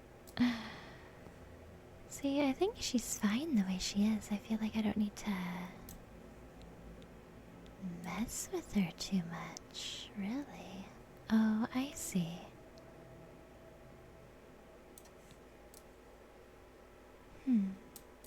Oops. I think that's fine. Hello, Astiker. Hello, hello. welcome in. How are you doing today? Welcome in from the future. It is still it is still Wednesday for me. Not much longer though. Not much longer. I hope you're having a good day. We finished The Wind in the Willows. We finished The Wind in the Willows, and so we're continuing the story time, or not story time, but the ASMR vibes into Oblivion Remastered. We just started it, and I'm just gonna create a character, and then I'm gonna go to bed because I'm so tired. You just woke up? Yeah, you're just waking up, and I am about to go to sleep. Yeah, I hope you're having a good morning. We're just creating our character. I chose to be a wood elf. I'm excited because I adore this game. I never played it much myself, but it is the very first game that I watched Mr. Bunn play, and so yeah, it holds a special place in my heart. And they've done a really good job with the graphics so far. They really have. I'm not entirely sure what all they have changed or added in the remastered version of it, but I really do like the graphics so far. If you haven't played it, I highly recommend it. It has some of the best dialogue in a game, like the most fun dialogue, I should say, in a game that I've ever seen or played, I think. You probably won't play it. That's fair, that's fair. Yeah, I absolutely love it though. So we're just creating a character. There's a lot of editing ability that I just feel like isn't necessarily necessary, but maybe that's just because I don't get too deep into changing it too much. But yeah, I don't think I'm gonna. I guess I could. Oh yeah, make her mouth more happy. We're gonna make her real happy. I want her to look really kind, basically. The nose, the nose, the nose, the nose. See, I feel like she's fine. I feel like I don't really need to change much on her. I mean, we changed a little bit, but yeah, I feel like we can make her. What is a Celian? What does that mean? I've never heard of this before. What is your Celian? What is that? Oh, like the bridge of your nose? Oh, interesting. I guess I'm just being real basic right now. I could make her look any way I want, and I'm just being super basic about it. As Sticker says, I played it as a kid, but now I'm thinking it'll ruin my memories. You know, I thought about that too. But I feel, I actually, when I first saw the opening again for it, I was like, man, I love this game. I love it so much. And for me personally, I don't think it'll ruin the memories I have of Mr. Bunn and I playing it, just because it's something that we, bonded over. So I feel like revisiting it is a really nice thing for us. But I do understand what you're saying. There are definitely some shows for me or movies that I kind of just want to leave in the past because I liked them when I was young, but I don't think I would like them that much now. So I like having the memory of them, but I'm not terribly interested in watching them again. So yeah, I can totally understand that. Azure says, I did love the original. Yeah, I'm not sure what all they've changed in this so far. All I know is the graphics look really good. I'm super impressed by the graphics, but yeah, it's fun. It's super fun. Nebby says, I remember being absolutely blown away the first time I left the sewers and saw the outside world. Yeah, right? Well, what's funny is, because it's remastered, when you play it, because some games, you remember, the graphics were so cutting edge back then, right? But then you go back to play it when you're older and you're like, wow, this does not look very good at all. But since they kind of redid the graphics, I don't think you're going to feel that way. If you play it again, you're going to look at it and be like, wow, this looks really good. But yeah, one thing we did notice, one thing Mr. Ben and I noticed, is they made their mouths really big. I'm not sure why, but like when they're talking, their mouths are like really big for some reason. Like it looks fine, but just an interesting observation. Esther said Dark Brotherhood quests were such bangers. Yeah, see, I didn't really play it much. I just watched I watched Mr. Ben play it, so I don't, and it was like a very, very long time ago. So I don't remember exactly like everything in it. I do remember the Dark Brotherhood. But yeah, really, the things I remember the most are like the dialogue from different characters. I remember a lot of the dialogue. I really liked the whole Shia-Gorath like quests. I thought that was super fun and really funny. Like they cracked me up. Thank you for the hydrate. Yes, I have my chamomile tea. It's cold now, but it still tastes good, so it's fine.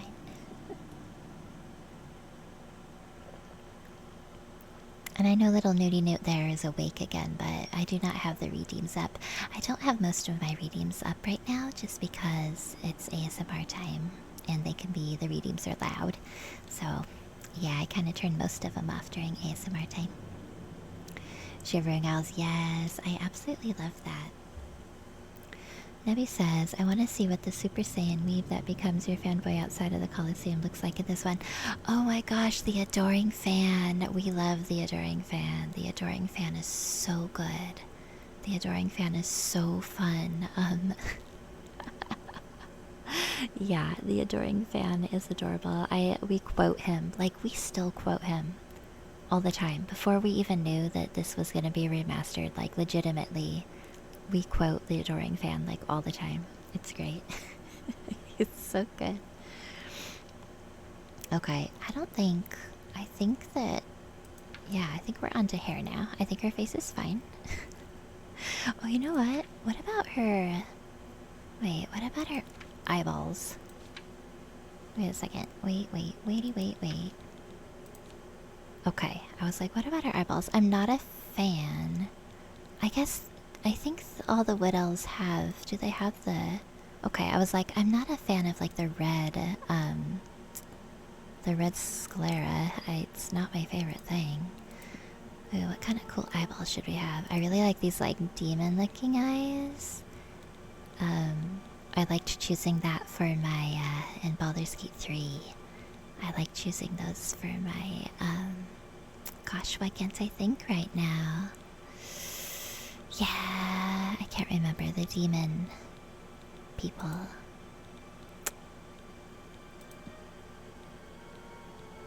See, she's kind of basic. I don't want her to be 100% basic, though. We gotta have, like, magical eyes. I really like these blue eyes where, like, the whole eye is blue. That looks pretty cool. I think that's what we're gonna go with, guys. Eyelids.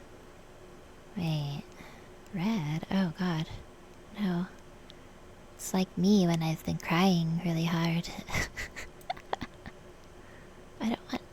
Okay. I don't want him to be bruised. Wait.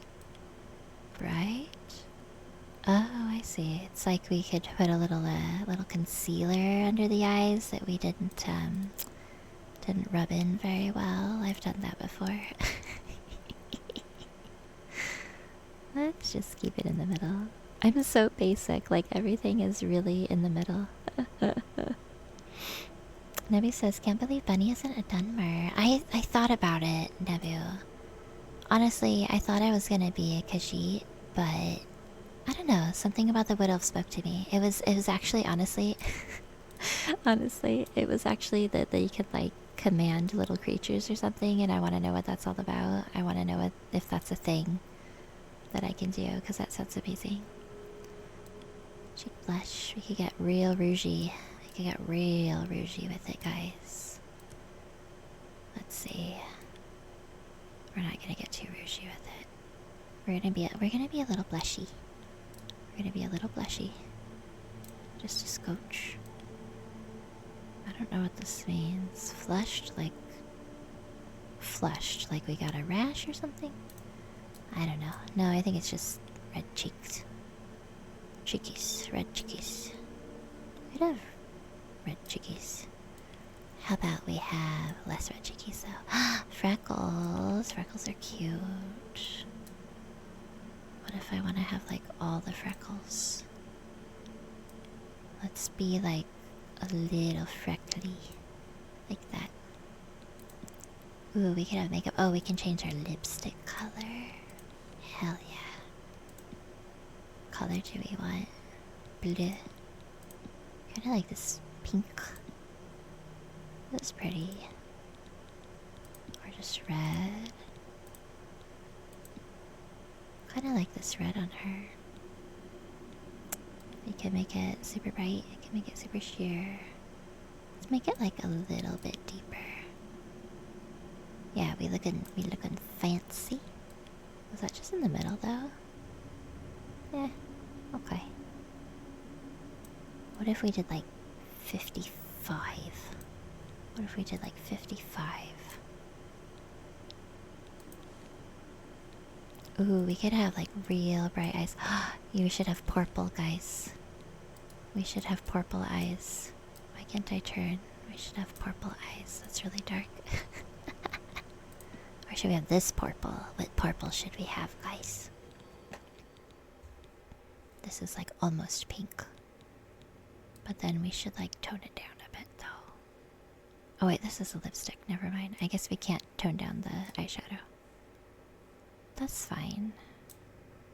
You think we should have green? You think we should have a green? Which green? There's this green. Actually, that's really pretty. Oh, you know what? This is actually good. It's so, like, dark, though. Why can I tone down the lipstick, but not the eyeshadow? This is actually pretty. Yeah, you want to go with green? Should we go with green? We could go with green. Or you being a jokester as sticker. They're all very vivid. Like, I wish I could, like, tone them down a bit. Personally, IRL, I'm more of like a natural makeup person. Like, natural looking makeup. So, like, something that doesn't stand out too much, but it's, like, sparkly. That's what it is. I like wearing sparkles, guys. I gotta have glitter in my eyes. Green is always good, though. Yeah, that green was really pretty. She is a wood elf. She is, of the forest, so green would actually work really well. Nebby says, I like it when girls do my makeup because I'm bad at doing it myself. I am not good at doing makeup, Nebu. I would not be able to do your makeup for you because I'm not good at it. I kind of just guess or like follow the tutorial that like comes on the back of the makeup. But yeah, that's good. I wish I had someone to do my makeup for me. I really do want to have like someone who knows. You know, they do that in the store sometimes. Like, you go to a fancy store and you can like have your makeup done for you. But then I'm always like, but doesn't that mean like people are sharing the makeup? And that like grosses me out because I'm germophobic, so I never do it. But I would love to have someone do my makeup sometime. There's gonna be an ad in about 30 seconds, guys. Okay, I think we're good. Now we're gonna look at hairstyles. Hairstyles, we can make the length longer. We're probably gonna choose to just have long, super long hair. She's looking real cute, guys. She's looking real cute. I don't know what hair I want though. Is this just like a headband? See, part of me really wants to have short hair again. I used to have really short hair like this, kind of. And then, except I had bangs. And then I grew it out super long, and now it's really long. And I like it long, but it's also kind of annoying sometimes. Oh yes. Oh wait, that's a button. I thought this was the adoring fan hairstyle. This is actually really cute. Oh, but I don't know if I would. Yeah, I was gonna say. I don't think I'd have it sticking up that far though. Whee! Oh, that's cute. It's like a bob. See, I used to have hair like this too. I've had all sorts of hairstyles. Let's see. Nebby says, I like my hair very short. Oh wait, there's an ad. Okay, we'll wait till the ad is done. We'll browse hairstyles and we'll talk after the ad, guys. Yeah, it's super short. Oh, that's cute. I don't know. I don't know, this is heckin' cool. I wish I could pull this off, guys. I wish I could pull this off. I don't think I could, but I wish I could. Also, that would take a lot of product, like, every day. Yeah, it's pretty cool. Thanks for sticking around through the ad. Nebby says, I like my hair very short because I think I have sensory issues with my own hair touching me. Yeah, that's really valid. Yeah,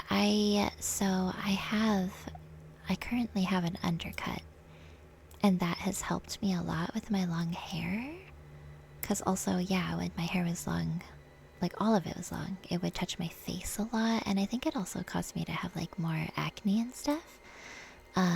So having my undercut really helped minimize acne and like keep it out of my face more. But I'm gonna grow it out again, I decided, because I've had an undercut for years and years, and I decided, you know what, it's time for a change. I'm gonna grow it out, even though it's gonna be a pain in the ass to grow it out. And it's gonna look real weird for a long time, but that's okay. But yeah, I kind of feel the same way. I don't really like my hair touching my face a bunch. Let's see. Esther says, I'm completely shaved. My head is like an 8-ball. That's amazing. You want that to go for it too, Lazy? Yeah. Mr. Bun has not like really shaved hair, like not all the way, not like an 8-ball. But I just like set the clippers on the lowest setting and trim it all off for him, so it's just like really, really short. And he really likes that. It's like very freeing, right? But yeah, you should do whatever you want with your hair. I mean, it grows back. It does take time to grow back, just remember that, but yeah, it took me about, I want to say, from having hair that was about shoulder length for me, it took me about 2 or 3 years to get it really long as it is now. So just remember that hair does take a long time to grow back. But yeah, I know Mr. Bun likes having a shaved head for sure.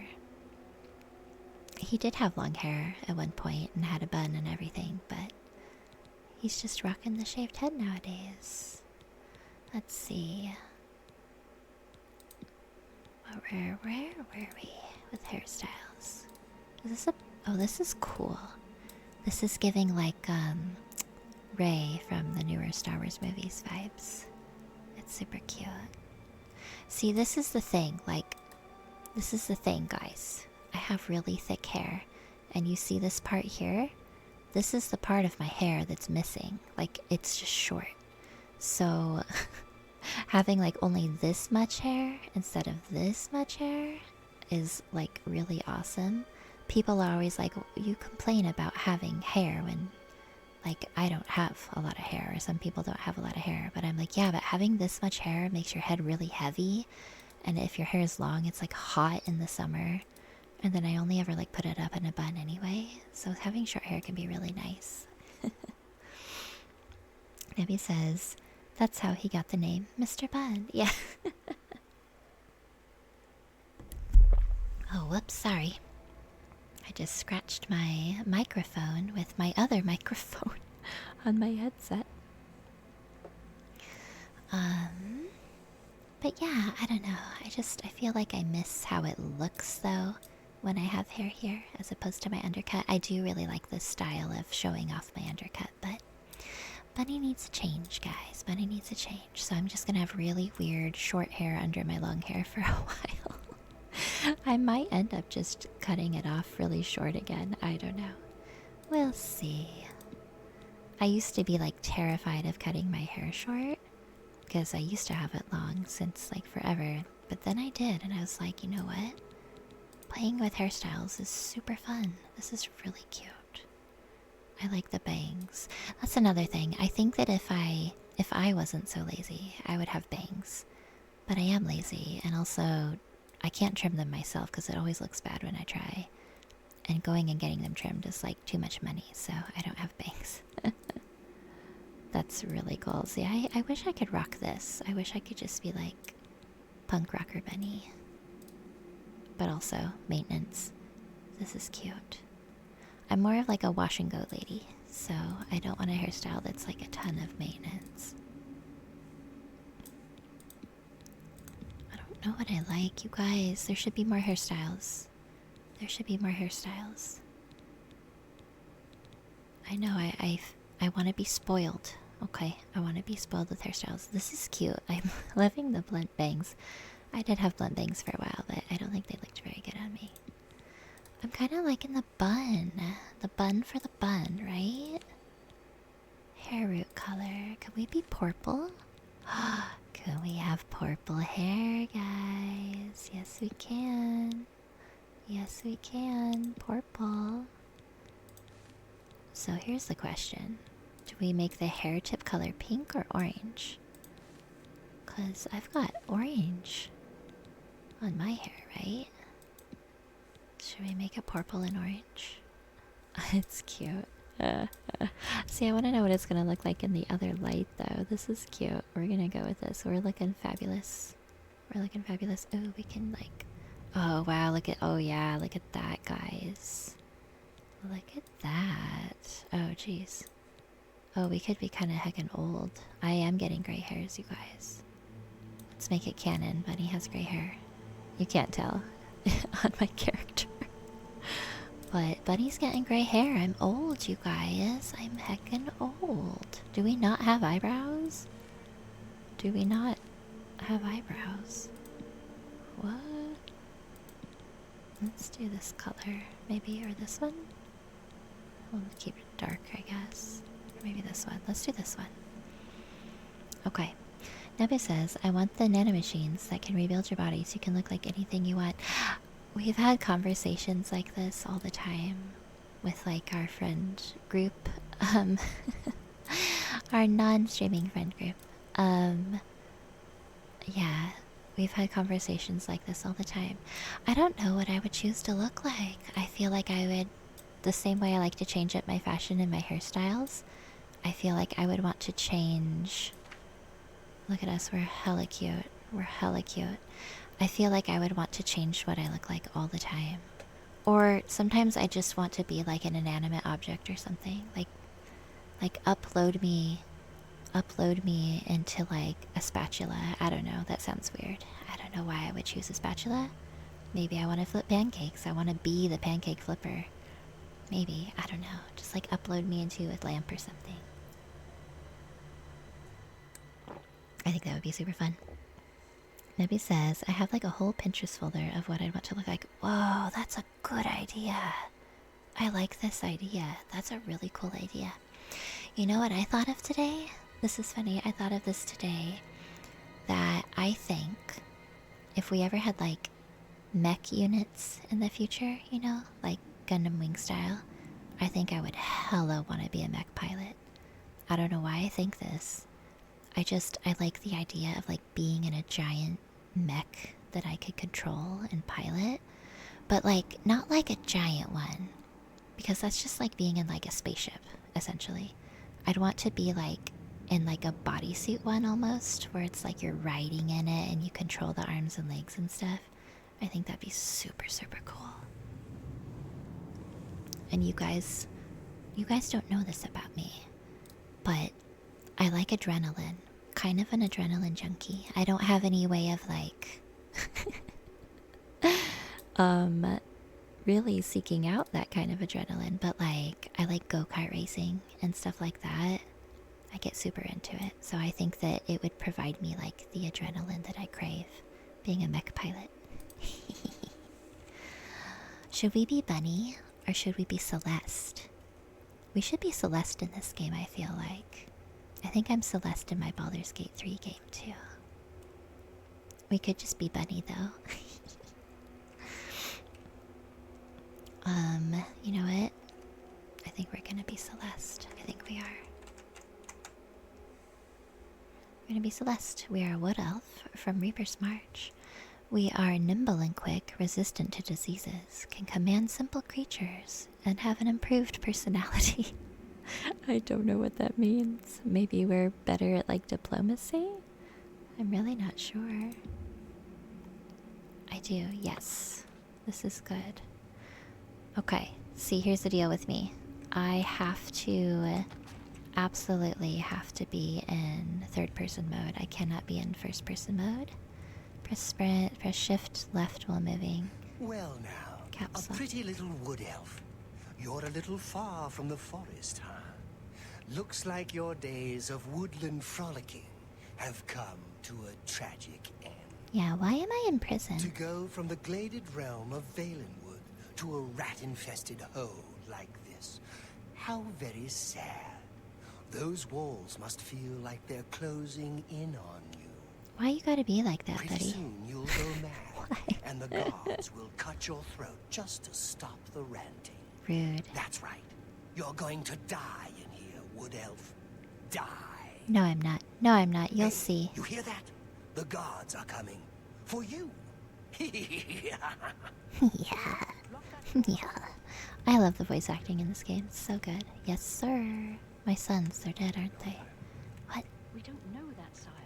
The messenger only said they were attacked. Hi. No, they're dead. I know it. Oh, Sag. What's this prisoner doing here? This cell is supposed to be off limits. Hi. Mix up with the watch.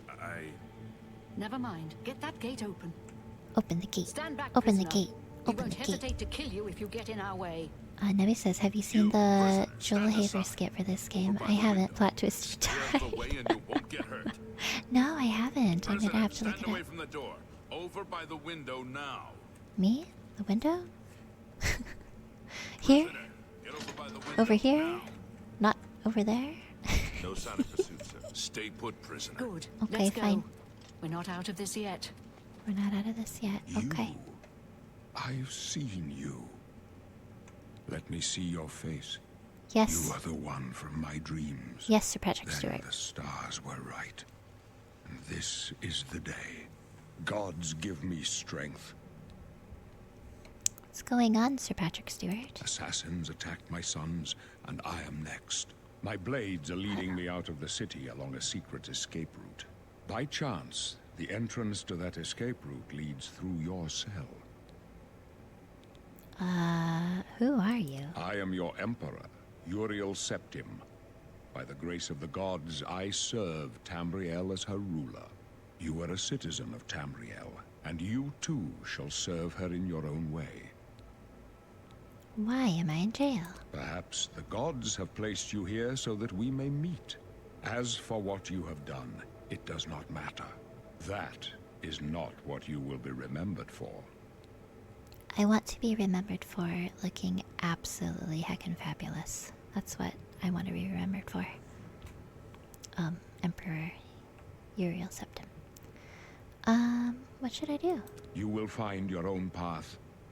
Take care. There will be blood and death before the end. No. Please, sire, we must keep moving. We must keep moving. Alright, let's go. Let's do this thing. Better not close this one. There's no way to open it from the other side. Okay. This doesn't concern you, prisoner. Looks like this is your lucky day. It's my lucky Just day. Stay out of our way. Can you save this game, like, in the middle of this stuff?